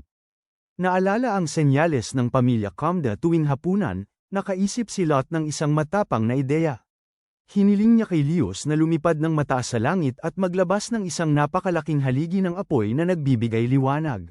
Upang maging natatanging senyales ng pagkabalisa, tulad ng inaasahan niya, nakita ni Dan, na naghahanap malapit, ang mga apoy at nagmadaling pumunta upang iligtas sila. Gayunpaman, si Dan mismo ay naligaw din dahil natakpan ng mga ulap ang buwan, na naging dahilan upang hindi niya matukoy ang tamang direksyon. Habang nag-aalala ang lahat kung paano sila makakabalik sa nayon, biglang lumitaw ang isa pang napakalaking apoy sa malayo. Ito ay si Punong Bayan Amna at ang mga taga-nayon, na nagsindi ng malaking bonfire bilang senyales upang gabayan ang grupo pauwi. Dan ay nagpapaliwanag na ang tawag ng ina ni Denden sa oras ng hapunan ay unti-unting kumalat at naging pamilyar na senyales na ginagamit ng lahat sa nayon ng Hakam upang tawagin ang isa't isa, parang isang malaking pamilya. Kasunod ng ilaw, nakabalik ng ligtas si Lot at ang kanyang grupo kasama si Dan sa nayon, kung saan sila'y mainit na tinanggap ng lahat. Hindi nagtagal, dalawang pamilyar na anyo ang lumitaw sa pasukan ng nayon. Wala silang iba kundi sina Ginoo at Ginang Kamta, ang talentadong mag-asawang mga ngalakal na sa wakas ay nakabalik na sa kanilang tahanan matapos ang mahabang paglalakbay. Labis na tuwang-tuwa, si Denden at Linlin ay nagmadaling tumakbo at niyakap ang kanilang mga magulang. Mga braso, at ang kanyang mga kaibigan ay masayang nakangiti habang pinapanood ang muling pagkikita ng pamilya Kamta. Nagtatapos ang episode sa pagpapakilala ng Monster Encyclopedia ni Naviro sa Gypceres, isang ibon na wyvern na dalubhasa sa pagdura ng lason at paggawa ng nakakabulag na liwanag, habang mayroon ding partikular na hilig sa mga makinang na bagay tulad ng hairpin ni Linlin.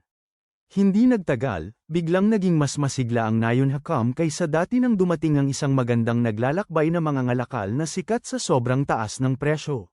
Mga uri ng kalakal at ang pinakabagong uso sa moda. Kasama niya si Mocha, isang kaakit-akit na pusa na mananahi. Mula sa unang pagkakataon na makita siya, nahulog si Naviro ng lubos kay Mocha. Habang masiglang namimili at sumusubok ng mga bagong damit ang mga taga-bayan, patuloy na naghahanap si Naviro ng pagkakataon na lapitan si Mocha at sabik na nag-aalok na tulungan siya. Napansin ni Mocha na ang mga bigete ni Naviro ay medyo kakaiba, ngunit napaka-cool din, na labis niyang ikinagalak. Salot, natuklasan ni Lilia at Chevel ang nararamdaman ni Naviro. Ang pusa ay hayagang umamin at tiwala na nagsasabing ito ang tanging tunay na pag-ibig ng kanyang buhay. Pinuri ni Pink si Lilia para sa kanyang likas na talento sa negosyo at inanyayahan pa siyang magtrabaho ng part-time, na labis na ikinagalak ni Lilia. Habang tumutulong kay Mocha, tinanong siya ni Naviro tungkol sa kanyang buhay. Ipinaliwanag ni Mocha na kahit nasisiyahan siya sa kanyang kasalukuyang trabaho, ang patuloy na paglalakbay mula sa isang lugar patungo sa iba ay labis niyang pinapangarap ang kanyang tahanan at bayan. Ang kanyang taos-pusong pagsisiwalat ay nagpapaalala kay Naviro ng kanyang sariling nakaraan. Bilang isang ulila, Wala siyang alaala kung saan siya ipinanganak at walang tunay na konsepto kung ano ang kanyang. Ang bayan ay, mula nang ibinahagi ni Lut ang kalahati ng kanyang donut sa kanya at binigyan siya ng matutuluyan, itinuturing ni Naviro si Lut bilang kanyang pamilya. Maingat na ipinaliwanag ni Mocha na ang tahanan ay hindi kinakailangang lugar kung saan ka ipinanganak, kundi ang lugar kung nasaan ang mga taong mahal mo. Ang mga salitang iyon ay malalim na yumantig sa puso ni Naviro, na nagbigay daan sa kanya upang magpasya na siya ay maglalakbay kasama si Mocha. Tutulungan siya sa kanyang trabaho, at poprotektahan ang magandang ngiti niya. Matapos ang lahat, inihayag ni Naviro sa lahat na siya ay umaalis sa nayon upang sumama sa caravan ng mga ngalakal ni Pink. Lut, Lilia, at Shavol ay lahat nagulat, ngunit ipinaliwanag ni Naviro na siya ay isang naglalakbay na pusa at hindi maaaring manatili sa isang lugar magpakailanman. Hiningi niya sa kanila na samahan siya ng mga ngiti sa halip na luha dahil nais niyang panatilihin lamang ang pinakamasayang alaala. Nang sumunod na hapon, habang naghahanda ang caravan ng mga ngalakal na umalis, inatasan ni Dan si Noel na samahan at protektahan sila sa mga bundok. Dumating din ang grupo ni Lut upang makita si Naviro. Habang sinusubukan ni Naviro na magpakamalamig at pigilin ang kanyang emosyon, si Lut, Lilia, at Shavol ay simpleng ngumiti ng maliwanag at kumaway ng palm eksaktong tulad ng kanyang hiling. Nang makita ito, si Naviro ay nagalit at labis na nalungkot, naniniwala na ang kanyang mga kaibigan ay talagang walang pakialam at hindi man lang nalungkot sa kanyang pag-alis. Gayunpaman, sa sandaling mawala ang caravans mula sa paningin, agad na hinabol ng grupo ni Lut ang mga ito. Sumasakay kay Lilia, inilunsad ni Lut ang tinatawag niyang Operation Naviro G, isang nakakatawang plano na ginawa niya sa oras. Ngunit aksidenteng nagdulot ito kay Lilia na huminga ng apoy at harangan ang daraanan ng caravans. Habang si Naviro ay nakatayo doon sa pagkabigla, tumakbo si Lut at ipinaliwanag na kahit ipinpromise niyang ngumiti, hindi niya kayang hayaang umalis ang kanyang pinakamalapit na kaibigan. Gusto niyang manatili si Naviro dahil ang hakam ay kanyang tahanan. Labis na naapektuhan, umiyak si Naviro, ngunit matigas pa rin siyang nagpasya na sundin ang tawag ng pag-ibig. Sa mismong sandaling yon, mahina hong tinanggihan ni Mocha ang nararamdaman ni Naviro. Sinabi niya sa kanya na kahit mahalaga siya sa kanya, ayaw niyang sirain ang mahalagang pagkakaibigan sa pagitan nila ni Lut. Bukod dito, mayroon na siyang kasintahan na naghihintay sa kanya sa kanyang bayan. Navarro's heart ay ganap na wasak, ngunit nauunawaan niya na hindi niya maipipilit ang sinuman na ibalik ang kanyang nararamdaman. Nagpatuloy sina Pink at Mocha sa kanilang paglalakbay, umaasang ang Hakam Village ay mananatiling puno ng buhay at kaligayahan. Ang eksena ay lumipat sa isang lihim na laboratorio, kung saan isang misteryosong grupo ng mga tao ang nagsasagawa ng malupit na eksperimento sa mga halimaw bilang bahagi ng isang plano upang samantalahin ang mga pagbabago sa ekosistema. Sa Hakam Village, si Naviro ay patuloy na nalulumbay matapos siyang tanggihan. Plano ni Lilia na maghanda ng inuming enerhiya para sa kanya, ngunit dumating si Cheval's mother nang bigla. Nagdadala ng isang plato ng mga bagong lutong mainit na donut. Agad na nagising ang pamilyar na amoy sa mga instinct ni Naviro, na nagdulot sa kanya upang kalimutan ang lahat ng kanyang kalungkutan at masayang sumayaw muli. Sa kaibuturan, napagtanto ni Naviro na totoo ang sinabi ni Mocha. Ang Hakam Village at ang mga kaibigan niya roon ay tunay niyang pamilya. Sa pagtatapos ng episode, lumabas si Naviro sa kanyang segment sa Monster Encyclopedia upang ipakilala ang Bulldrome, isang napakalaki at napakabayaning ligaw na baboy damo na bagay bilang kasama ni Stone. Ang episode ay nagsisimula sa pagdidirekta ni Dan sa mga apprentice riders na isagawa ang kanilang pagsasanay ng may pinakamataas na antas ng dedikasyon. Habang abala ang lahat sa pag-aalaga ng kanilang mga halimaw, muling nahihirapan si Lut kay Leos dahil matigas ang ulo ng batang dragon na tumatangging makipagtulungan habang sinusubukan ni Lut itong paliguan. Ang matigas na asal ni Leos ay nagbigay duda kay Dan kung lahat ba ng Leolius ay ganito kahirap pakisamahan. Opisyal na nagsisimula ang pagsasanay sa isang ehersisyo kung saan kailangang magpanggap ang lahat na maingat na nagdadala ng isang itlog upang paunlarin ang pag-iingat at atensyon. Nang makita ni Lut na nahihirapan, iminungkahi ni Ginny na bigyan siya ng ibang halimaw na mas madali sanang pakisamahan, ngunit agad itong tinanggihan ni Dan. Napansin ni Dan na si Lut ay kasing matigas at pabaya tulad ng isang matandang kaibigan niya noon. Ang susunod na ehersisyo ay ang pag-akyat sa Moscow Hill, kung saan paulit-ulit na sumisigaw si Dan ng kanyang paboritong slogan, "Peak Performance," upang hikayatin ang lahat. Gayunpaman, mabilis na naging magulo ang sesyon ng pagsasanay habang naglalakad si Mil ng mag-isa upang mangolekta ng bihirang Glumgrass, nadapa si Hero at nasaktan ang sarili, at nahulog si Lud headfirst sa isang tambak ng dumi ng halimaw. Bilang resulta, si Dan ay matinding pinagsabihan ni Gami-Gami dahil sa hindi tamang pagmamanman sa lahat. Pagkatapos nito, palaging tinatawag si Dan ng mga taga-nayon upang hawakan ang isa't isa na gawain, mula sa pag-aayos ng bubong ng silungan ng halimaw, pagkolekta ng mga sangkap para gumawa ng mga bomba, hanggang sa paalisin ng isang grupo ng Ramphos na nakaharang sa daan. Habang pinapanood si Dan na walang pagod na tinatanggap ang bawat responsibilidad sa paligid ng nayon, nagsimula ng mag-usap sina Lilia, Shavol, at Neviro. Ipinahayag ni Lilia na si Dan ay may malapit na kaibigan na nagngangalang Silva, isang batang lalaki na mahusay sa lahat ng kanyang ginagawa, ngunit bigla siyang tumigil sa landas ng pagiging mangangabayo. Ang kwento ay bumabalik sa nakaraan, nang sila ni Silva ay mga batang lalaki pa, nakatayo sa tuktok ng isang ipinagbabawal na bangin. Masiglang nakatingin si Silva sa malawak na dagat at nagtataka kung ano ang tunog ng mga alon ng karagatan, habang paulit-ulit na hinihimok siya ni Dan na bumalik bago sila makapagsimula ng gulo. Sa isang karera pabalik sa nayon, madaling nalampasan ni Silva si Dan at may pagmamalaki niyang inuulit ang kanyang tatak. Catchphrase, "Peak Performance," isang araw bago ang ritual ng ugnayan. Habang ang dalawa ay nag-iipon ng mga materyales para gumawa ng mga bomba, biglang inanunsyo ni Silva na nagpasya siyang hindi maging rider. Sa halip, nais niyang magliyag bilang isang marinero at tuklasin ang mga karagatan ng mundo. Labis na nagulat at nagalit si Dan, naniniwala na taglay ni Silva ang lahat ng kailangan upang maging pinakamagaling na rider. Tumangging tanggapin ang kanyang desisyon, hinamon ni Dan si Silva sa isang karera patungo sa malapit na puno. Idineklara na kung mananalo si Dan, kailangang manatili si Silva at maging rider. Dan ay tumatakbo ng buong lakas, ngunit hinarang din ni Silva ang kanyang daan at humagulgol, nagmamakaawa kay Dan na pakawalan siya. Kinabukasan, tumanggi si Silva na tanggapin ang parehong kinship stone at monster egg bago magpaalam kay Dan at umalis kasama ang grupo ng mga mangangalakal patungo sa pantalan. Bago sila maghiwalay, inukit ng dalawang kaibigan ang kanilang mga pangalan sa ipinangakong puno.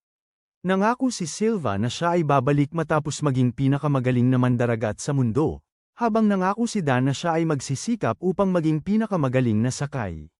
Sa kasalukuyan, natagpuan ni Jeannie si Dan na tahimik na nakatayo sa harap ng ipinangakong puno, naliligaw sa isip. Inamin ni Dan ang kanyang mga pagdududa tungkol sa kanyang sariling kakayahang mamuno at nagtataka kung siya ba ay talagang karapat-dapat na gabayan ang mga nakababatang sakay. Bigla nilang napansin na ang damo sa paligid ng puno ay nagiging itim, na nagpapahiwatig na isang masamang ekolohikal na sakuna ang nagsisimulang kumalat. Nang mapagtanto na ang ipinangakong puno ay nasa panganib, nagpasya si Dan na hukayin ito at ilipat ito ng mag-isa. Hindi nais isama ang sinuman sa isang bagay na personal para sa kanya. Habang nahihirapan si Dan na hukayin ang paligid ng puno, isang takot na kawan ng Kinghopper, na nababaliw dahil sa lumalalang sakuna, ay humahabol patungo sa kanya. Si Dan ay desperadong gumagamit ng kanyang huling usok na bomba ng lason sa isang pagtatangkang pigilan sila, ngunit ito ay ganap na walang silbi. Kasabay nito, ang grupo ni Lot ay nakasakay sa kanilang mga halimaw sa kalapit na gubat nang marinig nila ang isang sigaw ng tulong na tila eksaktong tunog ng sigaw ng isang liulius. Ang tawag ay talagang nagmumula sa core apaco ni Dan, na ginagaya ang boses ng dragon, at agad na nagmadali ang grupo upang tumulong. Sa sandaling si Dan ay napapaligiran ng kawan ng mga halimaw, dumating sina Lot at Leos at nagpalabas ng isang makapangyarihang bola ng apoy na nagkalat sa Kinghopper. Ang iba pang mga batang Mang Riders ay mabilis na nakasunod.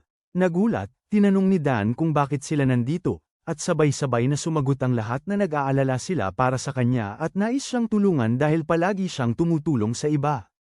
Labis na nahabag sa kabaitan ng mga bata, humingi si Dan ng tulong upang ilipat ang puno. Salamat sa napakalakas na lakas ni na High Oros Dos Fango at Noelzai at Kotko, ligtas na nailipat ang ipinangakong puno. Pagkatapos ay masiglang sumigaw si Dan ng pamilyar na kataga ni Silva, "Peak Performance," muli, at ngumiti ang mga bata habang sa wakas ay nauunawaan nila ang tunay. Kahulugan sa likod ng mga salitang iyon. Sa sandaling bumalik sila sa nayon, si Dan ay muling napapaligiran ng walang katapusang mga kahilingan mula sa mga taga-nayon, mula sa pag-aayos ng mga bubong at pangangalap ng mga materyales para sa paggawa hanggang sa pagpapaalis ng mga pangkat ng Jinfos. Hindi alintana ang kanyang sariling pagod, masayang sumasang-ayon si Dan sa bawat kahilingan at buong pagmamalaki na nagsasabing siya ay nasa rurok ng kanyang kakayahan. Nagtatapos ang episode sa Monster Encyclopedia ni Naviro, kung saan ipinakilala niya ang Kurupiko, isang ibon na wyvern na kabilang sa teknikal na uri na may natatanging kakayahang gayahin ang mga sigaw ng iba pang mga halimaw. Ito mismo ang kahangahangang talento na nagpapahintulot kay Dan's Kurupiko na gayahin ang tawag ng isang Liulius at tawagin ang grupo ni Lut sa tamang oras upang iligtas siya mula sa isang napakamapanganib na sitwasyon. Isang bagong araw ang nagsisimula kasama sina Lut, Shavol, Mil, at Hayoro na masigasig na nagtatraining upang kontrolin ang kanilang mga halimaw. Sa likas na pagkatimid, palaging pinapagalitan si Hayoro ng kanyang nakatatandang kapatid, si Genie, dahil sa mabagal at nag-aalangan na pagsakay sa kanyang Dos Fango. Samantala, patuloy pa ring nahihirapan si Lut sa matigas ang ulo na Leos. Paulit-ulit na hindi pinapansin ng batang dragon ang mga utos ni Lut, umiikot ng walang kaparekan, at sa huli, itapon si Lut at Naviro diretso sa ilog. Sinasakay sa pampang ng ilog, malamig na pinapaalalahanan ni Genie si Lut na ang isang sakay at isang halimaw ay hindi magkapantay o karaniwang magkaibigan, na nag-iiwan kay Lut sa malalim na pag-iisip. Pagkatapos, ipinatuloy ni Dan ang kanyang aralin tungkol sa kodigo ng lihim ng mga sakay at ang kahalagahan ng pamumuhay ng may pagkakasundo sa kalikasan. Ginamit niya ang napakalaking hilingan ng hangin ng Nayon Hakam bilang halimbawa, ipinaliwanag na ito ay gumagana sa pamamagitan ng paggamit ng kapangyarihan ng kalikasan mismo. Napansin na hindi nakikinig sina Lut at Naviro, nagpasya si Dan na mag-organisa ng isang pagsasanay. Labanan sa pagitan ni Lut at Hayoro. Ang mga patakaran ay simple, sino man ang unang sumire sa lobo na nakakabit sa halimaw ng kalaban ang mananalo, ngunit bawal ang paglipad at hindi maaaring umatake ang mga sakay sa isa't isa ng direkta. Nagsimula ang laban, ngunit muli na namang nawala ng kontrol si Lut habang si Leos ay nagwawala. Nagboluntaryo si Naviro na maging gabay, ngunit aksidenteng natuklo ng kanyang mga bigete si Lut, na nagdulot ng higit pang pag-aalala kay Leos. Biglang iniunat ng batang dragon ang kanyang mga pakpak at lumipad sa hangin, nilabag ang mga patakaran ng laban. Lut na ubos ang pag-asa na pilitin si Leos na bumalik, ngunit aksidenteng lumikha ng napakalakas na hangin na tuluyang nahulog ang isa sa mga higanteng talam ng hilingan ng bayan. Inanunsyo ni Punong Bayan Amna na ang talam ng hilingan ay napakahalaga, kaya't kailangang agad umalis sina Dan, Genie, Lut, at ang iba pang mga bata upang kunin ito. Sa kagubatan, ginamit ni Lilia ang kanyang kaalaman sa matematika upang kalkulahin kung saan malamang na bumagsak ang talam, habang si Naviro ay tiwala na tumuturo sa isang ganap na ibang direksyon batay lamang sa kanyang mga instinct. Sa panahon ng paghahanap, naaalala ni Hyoro ang isang alaala mula sa nakaraan, nang siya at ang kanyang nakatatandang kapatid ay inatake ng isang grupo ng maliliit na halimaw. Sa tulong ni Hyoro, matapang na inilabas ng kanyang kapatid ang isang atake ng pagkakaisa at tinalo ang buong grupo. Pagkatapos, pinuri siya ng kanyang kapatid at sinabi na magiging pangalawang pinakamagaling na sakay si Hyoro, kung saan masaya siyang pumayag habang nangako silang gagawin ang kanilang makakaya ng magkasama. Kasabay nito, matagumpay na natagpuan ng grupo ni Lut ang nawawalang talam ng hilingan ng hangin sa eksaktong lugar kung saan ito hinulaan ni Lilia. Lut ay gumagamit ng Leos para dalhin ang napakalaking talam pabalik, ngunit biglang naamoy ni Naviro ang isang itlog ng halimaw at matigas na nagpilit na hanapin ito sa kabila ng paulit-ulit na babala ni Shavol. Dahil sa kanyang pagkamausisa, sinundan ni Lut si Naviro at aksidenteng ginaisang ang isang mabangis na Leolia, isang napakalaking babaeng wyvern na matinding nagbabantay sa kanyang pugad ng mga itlog. Sa galit na umuungal, agad na hinabol ng Leolia ang grupo. Matapang nananatili si Shavol sa likod kasama ang kanyang Dos Ramphos upang pigilin ang halimaw upang makapagpatuloy si Lut sa pagdadala ng talam ng windmill, ngunit mabilis na natalo ang Dos Ramphos ng Leolia. Sa kabutihang palad, dumating sina Genie at Stone sa tamang oras upang iligtas si Shavol at akitin ang galit na babaeng wyvern na mas malalim sa gubat.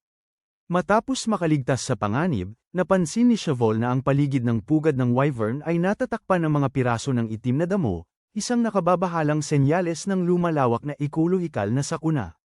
Matagumpay na naisama ni Lut ang talam ng Hilingan ng hangin pabalik sa paanan ng Hilingan, ngunit napagtanto niyang wala si Shavol. Nang tanghali, nagtipon-tipon ang grupo upang mag-enjoy sa tanghalian na inihanda ng ina ni Shavol. Lilia at Neviro ay masayang kumakain, habang si Hayoro ay nananatiling nag-aalinlangan at tahimik. Hinihikayat ni Lilia si Hayoro at pinupuri si Ginny sa pagiging mahigpit habang labis na nagmamalasakit sa kanyang nakababatang kapatid. Tahimik na inamin ni Hayoro na mula nang siya ay maging rider, hindi kailanman ngumiti sa kanya ang kanyang nakatatandang kapatid na si Ginny. Pagkatapos ng tanghalian, nagtulungan ang lahat upang muling ikabit ang talam ng windmill. Patuloy na naging mahigpit si Ginny kay Hayoro, na nag-udyok kay Lut na magsalita para ipagtanggol ang kanyang kaibigan. Bilang tugon, pinagtawanan ni Ginny si Lut bilang isang walang kakayahang hanggal na hindi man lang makapagkasundo ng maayos sa iba. Upang mapawi ang tensyon, inimbitahan ni Dan ang lahat ng mga lalaking mananakay na magpahinga sa mainit na bukal habang sabay-sabay nilang inaawit ang tradisyonal na kanta ng Hakam Village. Nang sumunod na hapon, habang itinatayo ng grupo ang talam ng Hilingan ng hangin, biglang naputol ang lubid, at ang napakalaking talam ay bumagsak diretso patungo kina Ginny at Lut sa ibaba. Sa sandaling yun, matapang na tumakbo si Hayoro papunta kay Dasfango, gamit ang kanyang halimaw upang protektahan silang dalawa at iligtas ang kanilang buhay. Gayunpaman, ang napakalaking bigat ng talam ay pinilit si Dasfango na lumuhad. Lut agad na inutusan si Leos na lumipad at gamitin ang lakas ng dragon upang iangat ang talam, na nagpapahintulot kay Hayoro at Ginny na makaligtas ng ligtas. Matapos ang insidente, matapang na humiling si Lut kay Ginny na turuan siya kung paano tamang sumakay at lumipad kasama ang kanyang halimaw, upang siya ay maging pinakamagaling na mangangabayo sa mundo. Sa unang pagkakataon, ngumiti si Ginny, pumayag na tumulong, at pinuri ang kanyang nakababatang kapatid na si Hayoro para sa kanyang matatapang na aksyon. Sa pagtatapos ng araw, nakatayo sina Village Chief Amna at Dan habang tinitingnan ang patuloy na lumalawak na madilim na gubat at napagtanto nila na ang nagbabagong direksyon ng hangin mula sa bagyong Hakam ay isang palatandaan na ang isang nakasisirang sakuna ay mabilis na papalapit. Sa bahay ni Chevel, lihim na dinala ni Chevel ang itlog na kinuha niya mula sa pugad ng Liolia. Sabik na nag-iisip sina Lilia at Neviro tungkol sa pagkakakilanlan ng nilalang sa loob at nagpasya silang tawagin itong Leia. Nagtatapos ang episode sa ensiklopedya ng mga halimaw ni Neviro, na nagpapakilala sa Yian Katko, isang ibon wyvern na may napakalaking tainga na labis na sensitibo sa tunog habang mayroon ding kahangahangang liksi. Ginagawa itong perpektong kasama para kay Rider Ginny. Sa mga sumunod na araw, labis na natutuwa si Lilia nang makatanggap ng liham mula kay Simone ng mga Scrivener. Ipinahayag sa liham na labis na nag-aalala si Simone tungkol sa kamakailang hindi pangkaraniwang bagyong Hakam at nais niyang imbestigahan ang sanhi nito. Umaasang matulungan ang taong pinakapinahahalagahan niya, nagpasya si Lilia na pumasok sa gubat upang hanapin ang pinagmulan ng mga mahiwagang hangin habang nangangalap din ng mga materyales para sa paggawa sa daan. Inaanyayahan niya sina Lut, Chevel, at Neviro na samahan siya. Bago umalis ang grupo, mainit na ibinigay ni Mrs. Vlau, ina ni Chevel, ang masasarap na nakabalot na pagkain. Mga tanghalian kasama ang maraming donut para kay Neviro. Maingat din niyang pinapaalalahanan si Chevel na manatiling ligtas at tiyaking walang maliligaw. Sa parehong oras, sa nayon, ipinahayag ni punong barangay Amna ang kanyang lumalalang pag-aalala kay Dan tungkol sa pagdilim ng gubat sa bawat araw na lumilipas at nagpasya na siya mismo ang papasok sa gubat upang imbestigahan ang sitwasyon. Habang ang mga batang kaibigan ay mas lalong pumapasok sa kagubatan, nagsimula silang mapansin ang mga dramatikong pagbabago. Ang paligid ay nagiging mas madilim, ang mga puno ay may itim na mantsa. At ang hangin ay puno ng mahinang ngunit nakakatakot na masamang amoy. Biglang naramdaman ni Neviro ang isang matinding titig na nakatuon sa kanya, ngunit sa halip na matakot, pinaniwalaan niyang siya ay hinahangaan lamang ng isang grupo ng mga batang babae.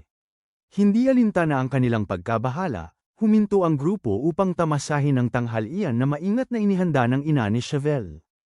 Ang masarap na pagkain ay nagbigay lakas sa lahat at nagpasigla sa kanilang mga espiritu, habang masayang sinisip-sip ni Neviro ang kanyang paboritong donut. Lahat sila ay pumuri sa kahanga-hangang pagkain, sinasabi na ang pagmamahal na ibinuhos ni Ginang Vlao sa bawat ulam ay kung ano ang nagpapasarap dito ng labis. Tahimik na nakikinig si Chevelle, tahimik na napagtatanto na hindi niya kailanman maayos na napasalamatan ang kanyang ina. Sa pagpapatuloy ng kanilang paglalakbay, napansin ng grupo na ang mga piraso ng itim na damo ay patuloy na kumakalat, diretsyong patungo sa bawal na lupain. Gayunpaman, salamat sa self-proclaimed genius ni Naviru sa direksyon, aksidente silang bumalik sa lugar kung saan nila unang natagpuan ang pangit na estatwang bato na hugis pusa na eksaktong katulad ni Naviru at isang sinaunang mural. Si Lilia ay maingat na isinasalin ang inskripsyon na inukit sa pader, na nagsasaad, kapag ang pitch black na kadiliman ay bumaba sa mundo, iyon ang panahon kung kailan ang lahat ay hahanapin ang anyo ng kataas-taasang isa. Sa mismong sandaling yon, biglang lumitaw si Punong Baryo Amna.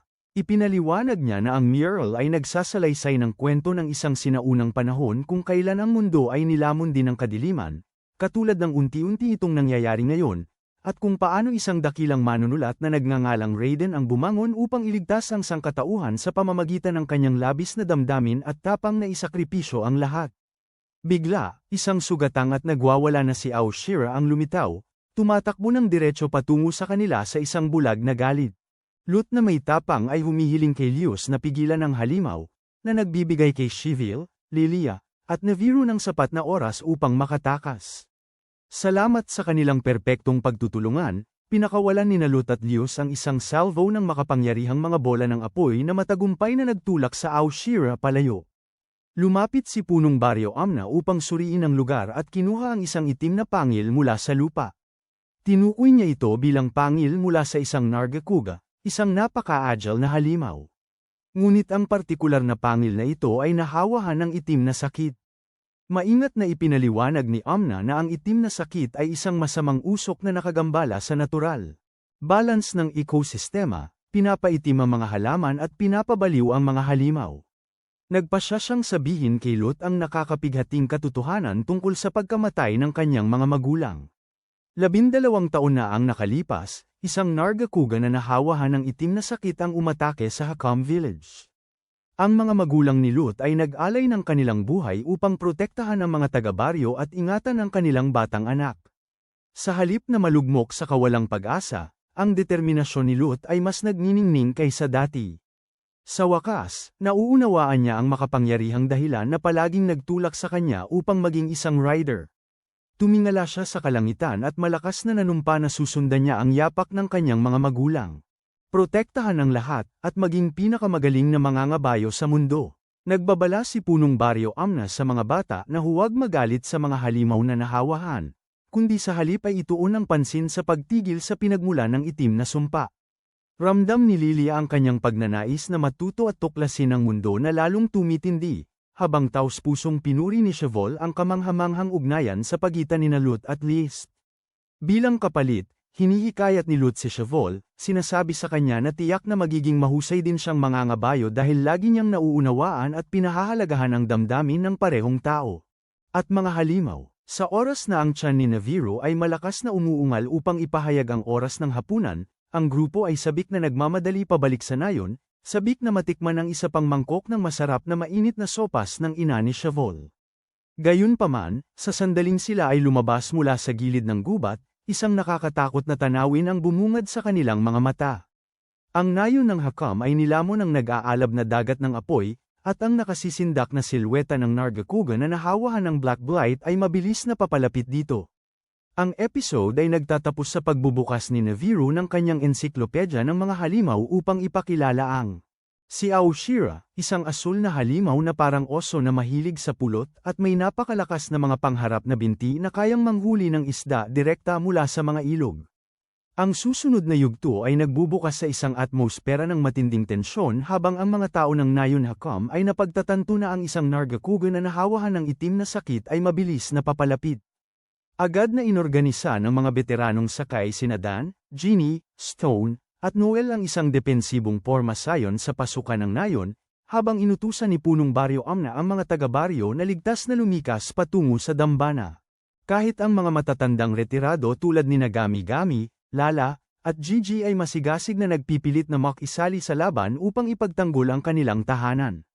Sa bahay ni Shavol, si Mrs. Vlau ay nakahinga ng maluwag nang makita sina Lut, Shavol, Lilia, at Neviro na ligtas na bumalik. Matapos tumakbo si Lilia pauwi upang makipag-isa sa kanyang pamilya, sina Lut at Shavol, kasama ang kambal na mga bata na sina Denden at Linlin na may dalang laruan, ay nagtungo patungo sa dambana.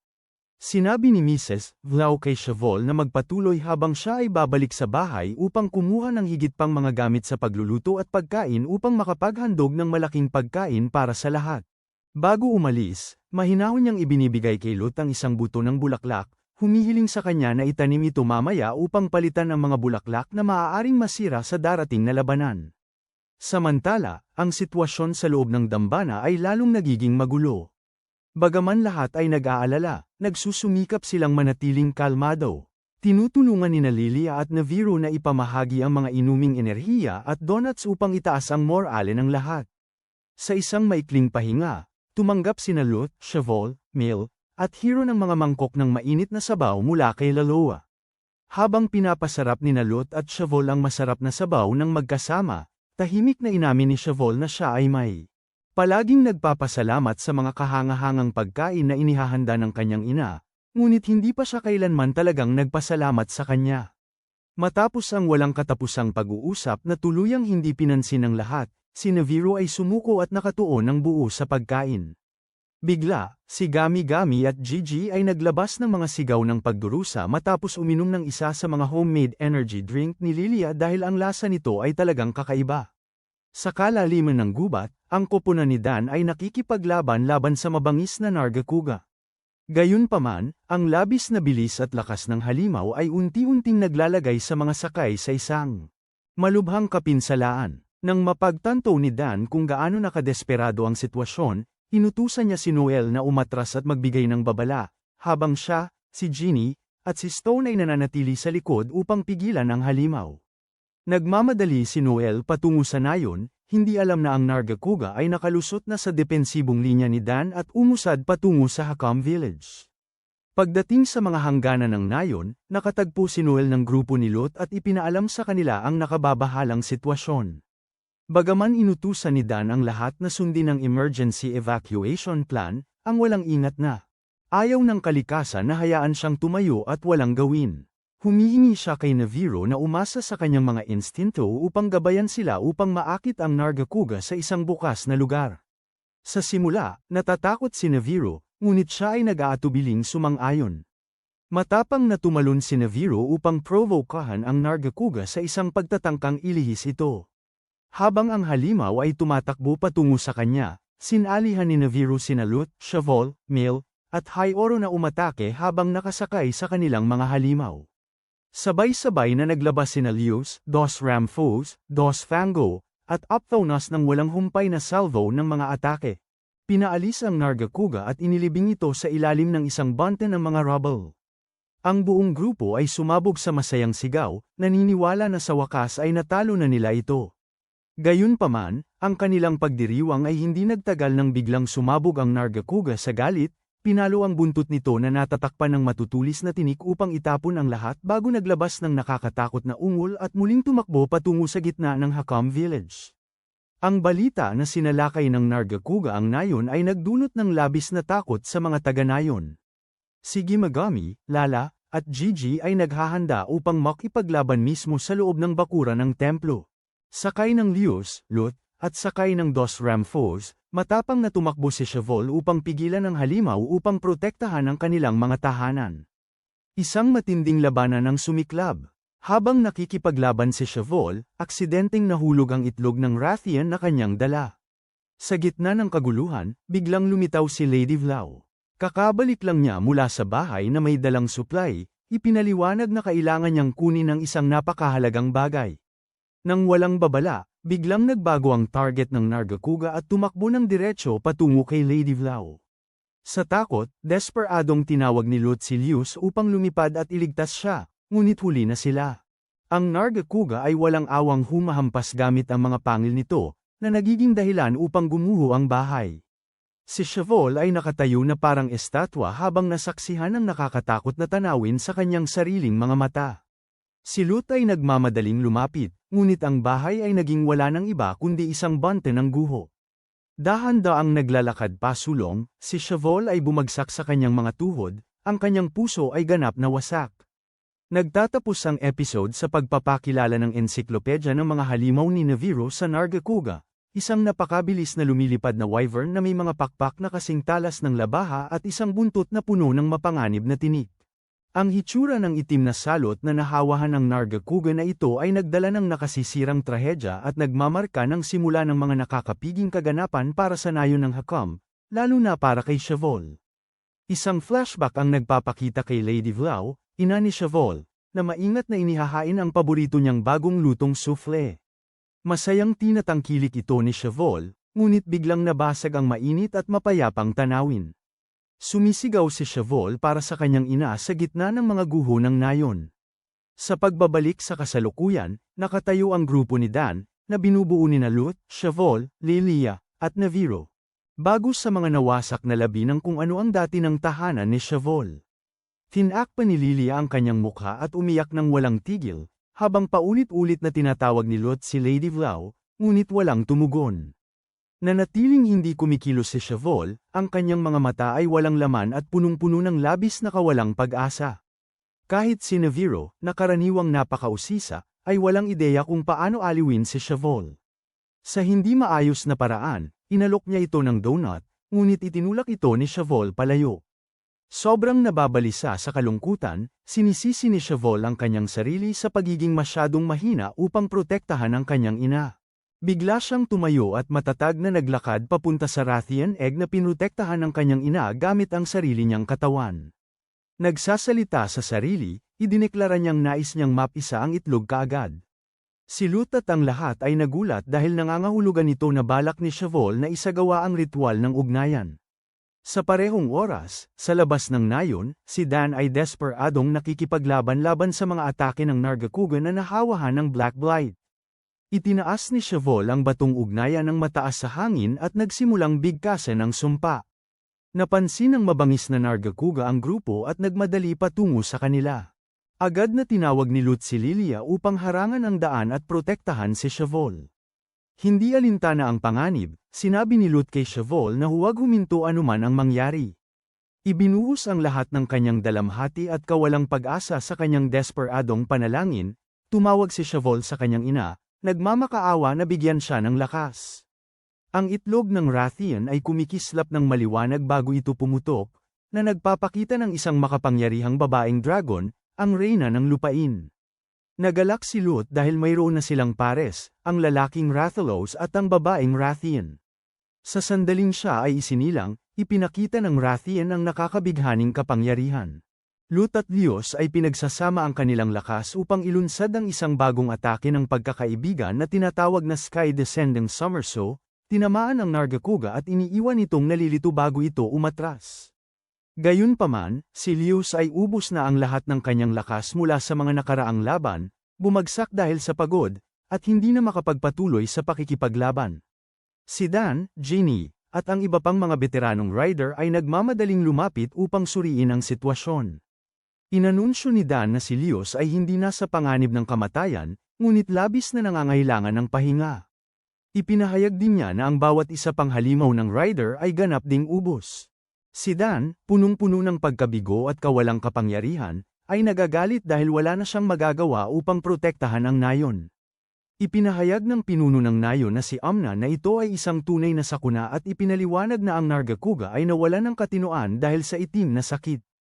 Nagpasya siyang humingi ng tulong mula sa isang mangangaso upang alisin ito bago pa ito magdulot ng mas malaking trahedya, dahil ang nayon ay wala ng mga halimaw na may sapat na lakas upang lumaban. Iminungkahi ni Dan na payagan ng mga rider apprentices na makipaglaban gamit sina Liulia, Dos Fango, at Ephthaunos. Ngunit matibay na tumatanggi ang pinuno ng nayon dahil ito ay labis na mapanganib. Si Lut, Shavol, Mil, at Highoro ay lihim na nakikinig sa pag-uusap at nagpasya na hindi sila maaaring umupo lamang at maghintay. Sila ay nagtipon-tipon at nagpasya na talunin ang Nargacuga upang protektahan ang nayon at ipaghiganti ang ina ni Shavol. Pinagsuplayan ni Lilia ang grupo ng mga mahahalagang kagamitan tulad ng flash bombs, sonic bombs, mga halamang gamot, at mga inuming enerhiya. Kasama ng kanilang mga halimaw, sila ay pumasok sa madilim na gubat. Sa patnubay ni Naviro at sumusunod sa mga yapak ng halimaw, sila ay nagtungo ng malalim sa bawal. Lupain. Ang lugar ay tila malungkot at nakakatakot, na ang bawat talim ng damo at bawat puno ay may itim na mancha. Sa gitna ng bawal na lupain, natagpuan nila ang isang higanteng bato na naglalabas ng napakalakas na aura ng itim na sakit.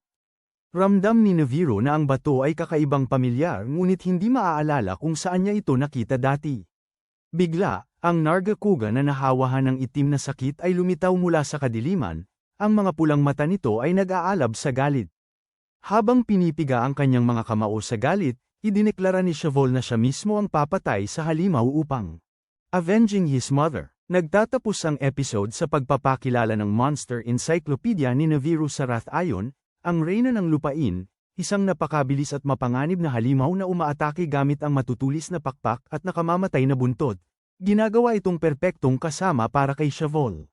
Si Lut, isang walang ingat ngunit masugid na batang ang pangarap ay maging pinakamagaling na monster rider sa mundo, ay nagpasya na sumuong sa panganib kasama ang kanyang mga kaibigan. Isang nababaliw na Nargacuga na nahawahan ng Black Blight ay nagdulot ng pagkawasak sa Hakam Village, ang kanyang bayan. Sa kabila ng mga panganib, lihim na umalis ang mga batang rider upang hulihin ang halimaw nang hindi nagpapalam. Alam ng mga matatanda, harapin ang mabangis na Nargacuga, sadyang inaakit ni Shavol ang atensyon nito. Hinihikayat ni Lut si Shavol habang nagtitiwala siya kay Naviro. Gayunpaman, iginiit ni Naviro na ang kanyang personal na patakaran ay manatiling tahimik tulad ng isang bato. Agad na tinawag ng mga batang sakay ang kanilang mga monstiles. Ang Rathayon ni Shavol, na pinangalanang Rathai, kasama ang Bulldrome ni High Oro at Epthonos ni Mil, ay tinawag sa laban isa-isa.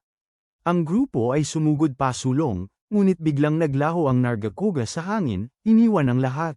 Stun. Ipinapakita ni Lut sa lahat na takpan ang kanilang mga tainga ng mahigpit. Sa sandaling matukoy ni Shavol ang target, inutusan niya si Rathai na sumugod ng buong lakas. Nakapagbigay si Rathai ng direktang tama, ngunit agad na pagkatapos ay muling nawawala ang halimaw. Samantala, sa nayon, halatang nababahala si Dan. Pinagsisisihan niya na ang kanilang sariling mga halimaw ay hindi pa rin makagalaw. Nauunawaan ni Dan ang pagka-impatient ng lahat. Ngunit ang sitwasyon ay nag-iiwan sa kanila ng walang ibang pagpipilian kundi maghintay para sa manghuhuli.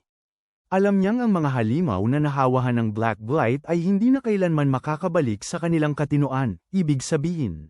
Dapat silang itigil. Habang nag-aalala sa sitwasyon, biglang napansin ni Dan ang kakaibang kawalan ng mga halimaw ng apprentice rider.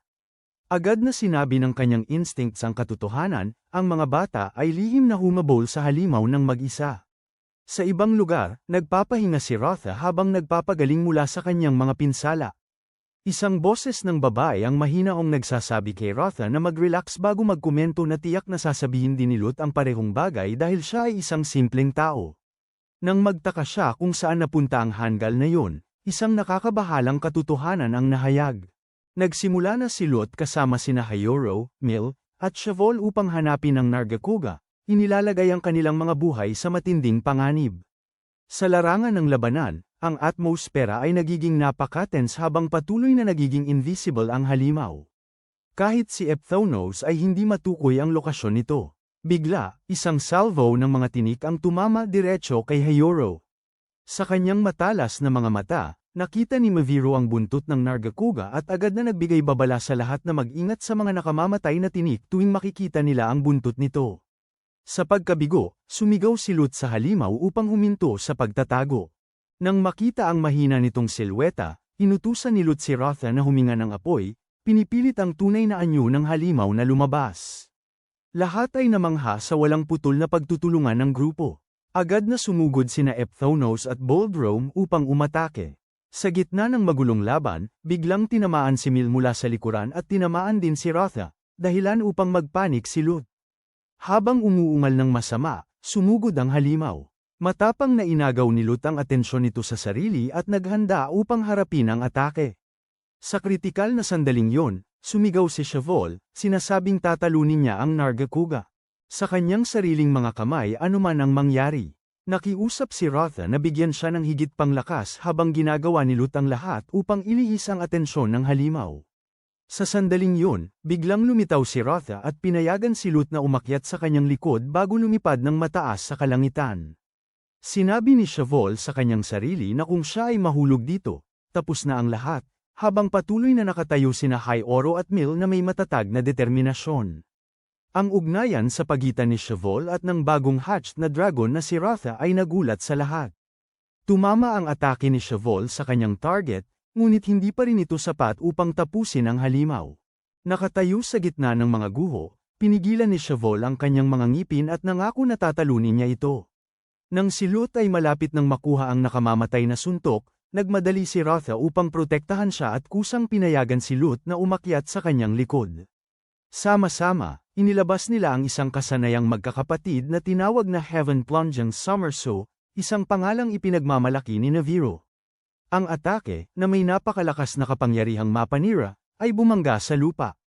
Gayunpaman, pagkatapos ng epekto, sumigaw si Lut sa takot at nagmadaling pumunta sa tabi ni Rotha, natagpuan siyang labis na pagod at nawawala ng malay.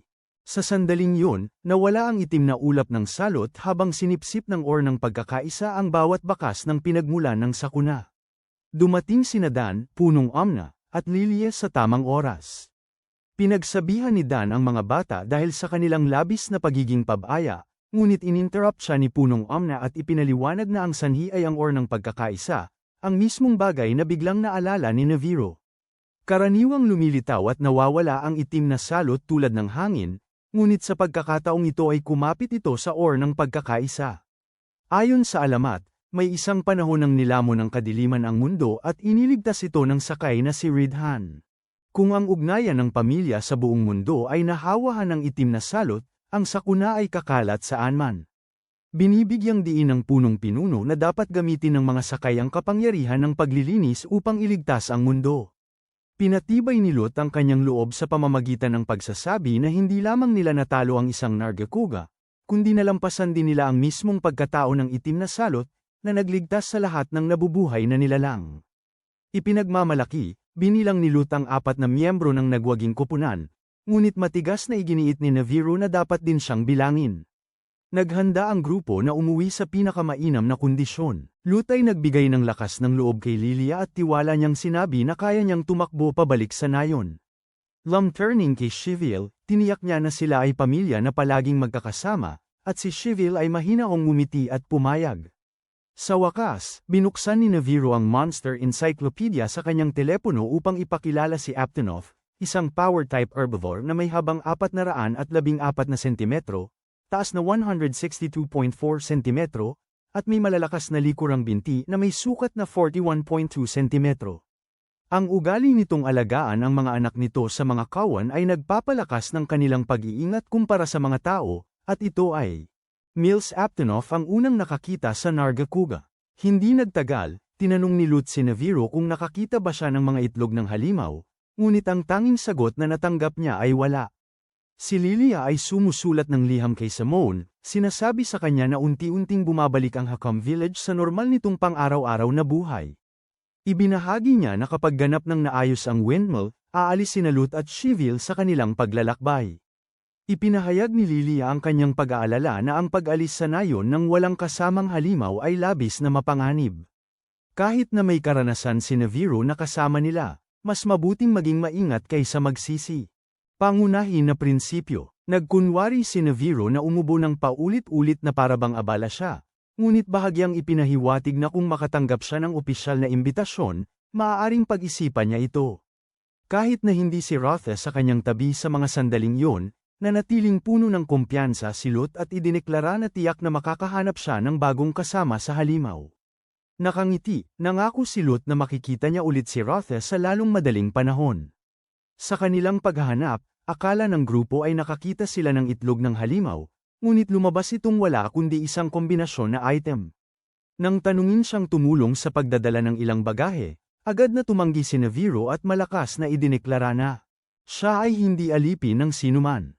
Gayunpaman, Ilang sandali lamang ang lumipas at siya ay nahulog sa mga masasarap na Royal Honey Donuts.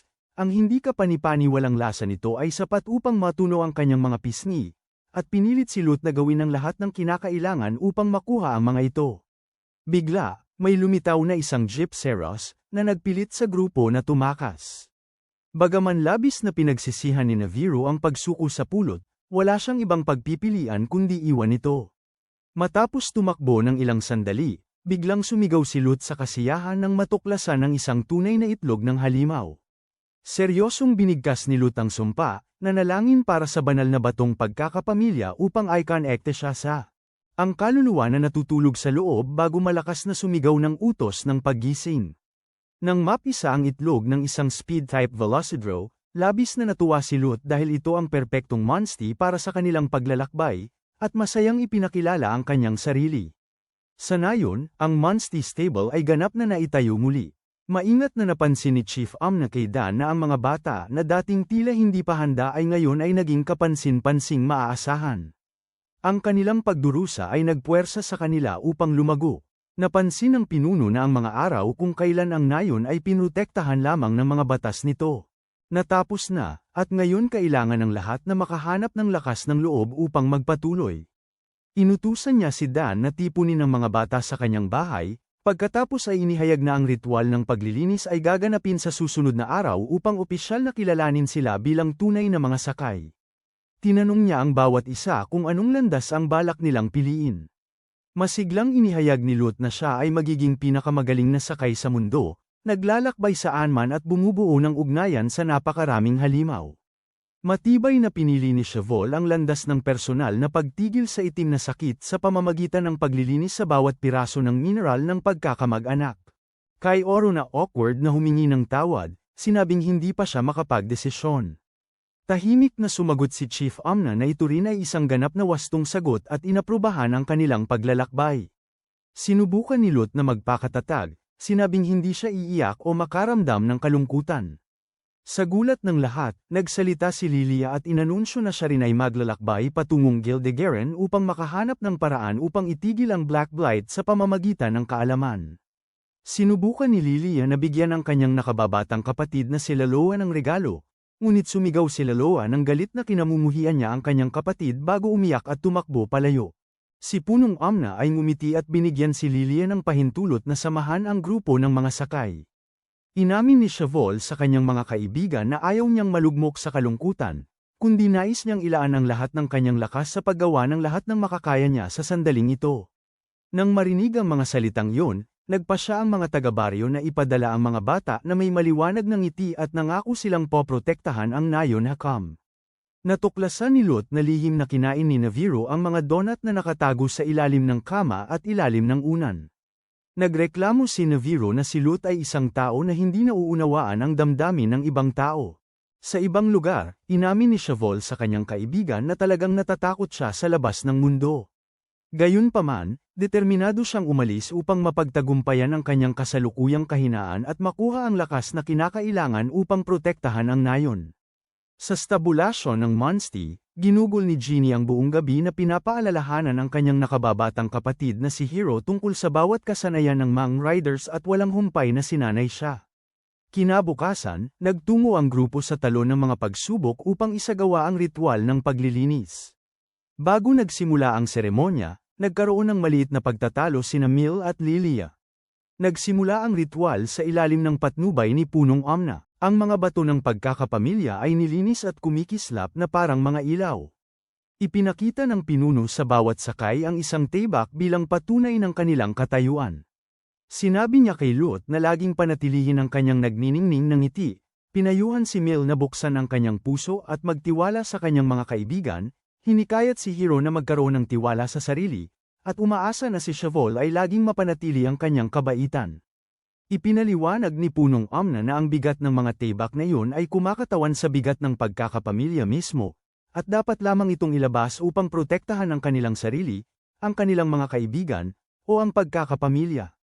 Sa wakas, pinuri niya ang kaalaman at tapang ni Lilia, na nagnanais sa kanya ng isang maliwanag na paglalakbay sa hinaharap. Kapag dumating na ang oras ng pamamaalam, kumilos si Naviro na parang matanda sa grupo, Sinabihan si Lut na huwag umiyak dahil ang mga sandaling ginugol nila ng magkasama ay laging puno ng ngiti. Ilang sandali lamang, biglang tumakbo si Naviru patungo sa kanila at nagreklamo kung bakit hindi siya pinakiusapan ni Lut na sumama. Ipinaliwanag ng maliit na pusa na nasanay na siyang sumunod sa kanila at kaya't nagpasya siyang sumama sa paglalakbay. Malungkot na tumingin si Lilia sa paligid upang hanapin si Laloa. Biglang tumakbo sina Laloa at ang mga bata mula sa nayon patungo sa kanila habang may dalang royal honey bilang isang palm na regalo. Habang walang tigil na nagsasalita, humingi ng tawad si Laloa sa pagsasabing kinamumuhian niya ang kanyang kapatid at umiiyak na inamin na mahal niya ang kanyang kapatid. Ang ibang mga bata sa nayon ay nagbigay din ng mga homemade lunchbox kay Lut, Shivil, at Hyoro. Agad na binuksan ni Lut ang kanyang lunchbox at sinimulang kainin ang pagkain, dahilan upang lahat ay mapatawa. Magalang na inutusan ni Chief na ang grupo na unang pumunta sa Gildegeran, at kung sila ay makakaranas ng hirap, dapat silang maghanap ng isang wyverian na nakatira sa mga nagyayelong bundok. Ang buong grupo ay sumigaw ng sabay-sabay na sila ay aalis sa pinakamainam na kondisyon. Sa pagtatapos ng episode, binuksan ni Naviru ang ensiklopedya ng mga halimaw upang ipakilala ang Velocidrome, isang halimaw na uri ng bilis na nakikilala sa malaking bunten sa kanyang ulo. Ang ibong wyvern na ito ay may habang 315.8 cm, taas na 147.5 cm, at may mahabang mga binti na may sukat na 40.7 cm, nagsisilbing matalinong leader ng Velocipre Packs. Nagtapos ang episode sa pangako ni Lut na makikita nila ang isang misteryosong babae sa ang mga bundok na may nyebe sa susunod na episode.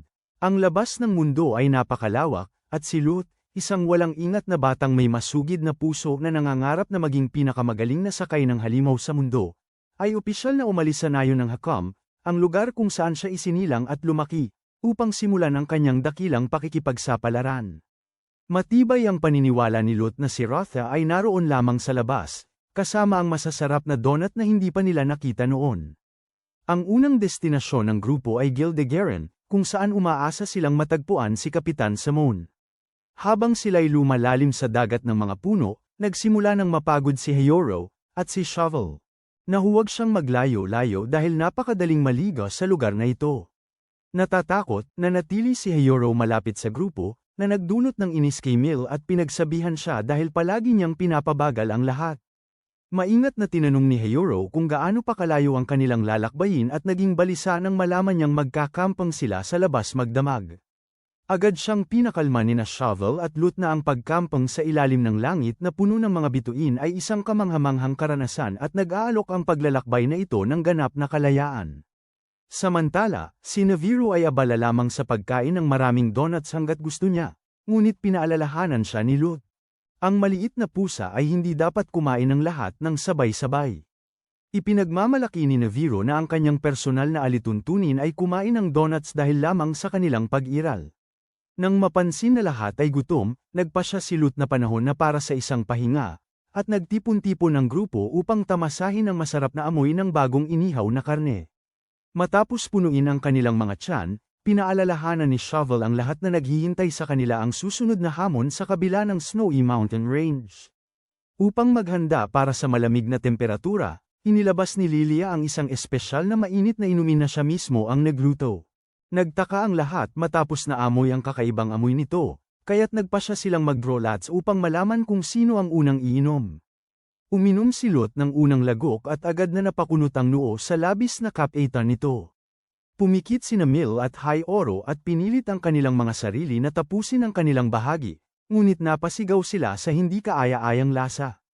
Matigas na tumanggi si Naviru na uminom, ngunit ilang sandali lamang ay napagtanto niyang umiinit na ang kanyang katawan mula sa pagiging malapit. Pinuri ng grupo ang kakayahan ni Lilia, kumbinsido na makakatulong ang kanyang inuming gawa sa bahay upang sila'y makaligtas. Ang mga snowstorm na naghihintay sa kanila sa mga bundok na may nyebe. Bago umakyat sa bundok, pinaalalahanan ni Shovel ang lahat na kailangan nilang mangolekta ng mas maraming pagkain mula sa gubat.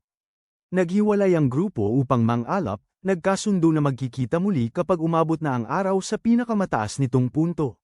Naghahanap si Mil ng mga halamang gamot para gamitin sa paggawa, habang natuklasan ni Hayoro ang mga kakaibang prutas na hindi niya pa nakita noon sa Hakam Village. Samantala, inialay ni Neviro ang lahat ng kanyang atensyon sa imposibleng pangarap na makahanap ng punong namumunga ng donuts. Naglakad-lakad sina Lot at Neviro ng napakatagal kaya't nagsimula ng mawala ng pasensya si Mil. Inirekomenda ni Shovel na magtayo ng kampo at maghintay, ngunit nagpa siya ang iba na magpatuloy sa paghahanap ng kaunti pang oras. Sa kalaaliman ng gubat, sa wakas ay umamin sina Lot at Neviro na ang lahat ng kanilang nakolekta ay mga karaniwang prutas, habang ang bawat donut na kanilang dinala ay naubos na sa tiyan ni Neviro. Walang tigil na nagreklamo si Lot tungkol sa kakilakilabot na sentido ni Neviro at sinadyang pinili ang maglakad sa kabaligtaran ng direksyong itinuro ng pusa. Habang patuloy silang naglalakad, biglang natapilok si Neviro sa akala niyang isang bato. Sa kanyang pagkabigla, ito pala ay isang armored conchu. Ang halimaw ay agad na umikot sa sarili nito at gumulong patungo sa kanila na parang isang higanteng bola ng nyebe, na nagdulot ng takot sa dalawa at nagpasimula ng kanilang mabilis na takbo. Sinisi ni Neviro ang conchu para sa lahat, habang iginiit ni Lot na ang buong sakuna ay ganap na kasalanan ni Neviro. Matapos tumakbo ng tila walang katapusan, biglang napagtanto ng dalawa na aksidente silang nakapasok sa nagyayelong bundok ng nyebe. Bago pa sila makahinga, may isa pang conchu na lumitaw, umikot sa sarili nito at humabol sa kanila, pinilit silang tumakas muli. Sa dulo ng gubat, naghintay ng may pag-aalala si Shovel at ang iba habang patuloy na lumalala ang panahon. Sa huli, nagpasya silang magtayo ng kampo at umasa na makakabalik si Lot ng ligtas. Samantala, si Lot at Neviro ay nagmadaling pumasok sa isang kalapit na kuweba upang makatakas sa mga humahabol na halimaw. Nang nanginginig mula sa sobrang lamig, tuluyan ng pinaikit ni Neviro ang kanyang mga mata at nilunok ang mapait na mainit na inumin ni Lilia. Ilang sandali lamang, isang hindi pamilyar na tunog ang umuugong mula sa kailaliman ng kuweba. Sa kabila ng desperadong babala ni Neviro, maingat na sumisid si Lot sa mas malalim at natuklasan. Isang walang malay na babae na nakahiga sa lupa. Agad na napansin ng kanyang mga mata ang pendant ng ugnayan na nakasabit sa kanyang leeg, na nagbigay daan sa kanya upang makilala na siya rin ay isang mangangabayo. Nang walang babala, isang Barrieth na tinatawag na Frostfang ang tumalon sa harap ng kanyang amo, umuungal ng mabangis upang protektahan siya. Hindi nagpasindak, dahan-daang lumapit si Lot na may taos-pusong pag-aalala hanggang unti-unting naramdaman ng halimaw ang kanyang mabuting intensyon at nag-atubiling umatras. Mabilis na ginamo ni Lot ang mga sugat ng babae at maingat siyang tinulungan na uminom ng mainit na gamot ni Lilia. Nang sa wakas ay nagkamalay siya, agad na nagtanong ang babae kung sino sila na may halong pag-iingat. Maayos na pinakalma siya ni Lot at ipinaliwanag na wala sa kanila ni Neviro ang may balak na saktan siya.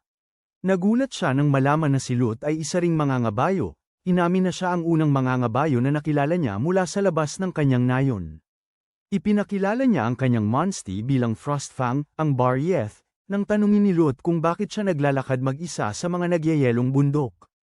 Malamig na sumagot ang babae na hindi niya kailanman hiniling sa sinuman na iligtas siya at na siya ay naghahanap ng isang mahalaga. Sa kabila ng kanyang mga pinsala, sinubukan niyang tumayo at ipagpatuloy ang kanyang paglalakbay kasama si Frostfang.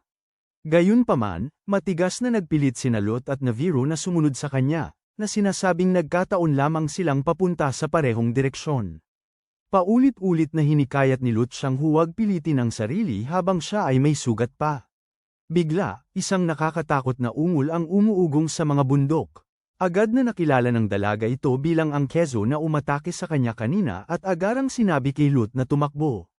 Nang walang pag-aalinlangan, inangat siya ni Lot sa kanyang likod at mabilis na tumakbo palayo habang kaya niya. Sa kampo, nagpainit sina Shovel at ang iba pa sa tabi ng apoy, lubos na kumbinsido na si Lot ay babalik na ligtas at gutom tulad ng dati.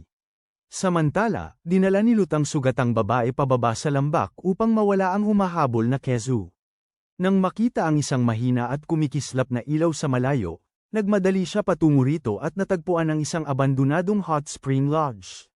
Ang nakakaaliw na init sa loob ay agad na bumalat sa kanila, pinapayagan ng lahat na makapagpahinga ng maluwag. Nang magising muli ang babae, ipinaliwanag ni Lot na dinala niya siya palayo mula sa Kezu. At dinala siya ng ligtas sa lodge.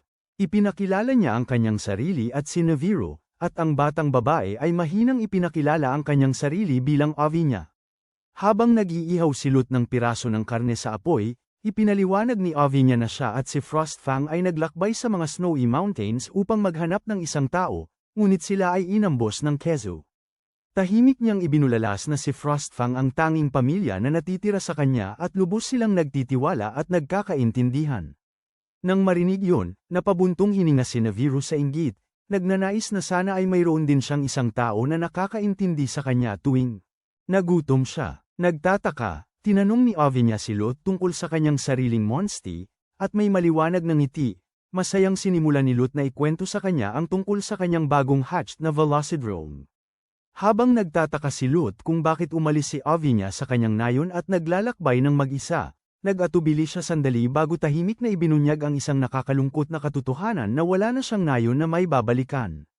Bago pa man lubos na maunawaan ni Lut at Naviru ang kanyang mga salita, biglang umingay ang isang malakas na tunog mula sa labas, senyales na may papalapit sa Hot Spring Lodge. Nagtapos ang episode sa encyclopedia ng mga halimaw ni Naviru, kung saan ipinakilala niya si Lagumbay. Isang speed-type na halimaw na may sukat na 298.2 cm ang haba at 183.2 cm ang taas, kasama ang kanyang kaakit-akit na mahahabang tainga, at ang kanyang malalakas na likurang binti na may sukat na 43.4 cm. Kasama ng kanyang makapal na balahibo at balat, pinapayagan itong umunlad sa nagyayelong bundok ng nyebe nang hindi kailangang uminom ng mainit na inumin mula kay Lilia. Nagtapos ang episode dito. Ang unang 16 na episode ng serye ay nagtapos habang tinukso ni Lut ang mga manunood tungkol sa pagkikita ng isang misteryosong manlalakbay na marunong mag-puzzle sa lodge sa susunod na kabanata. At yan ang nagtatapos sa unang 16 na episode. Salamat sa panunood.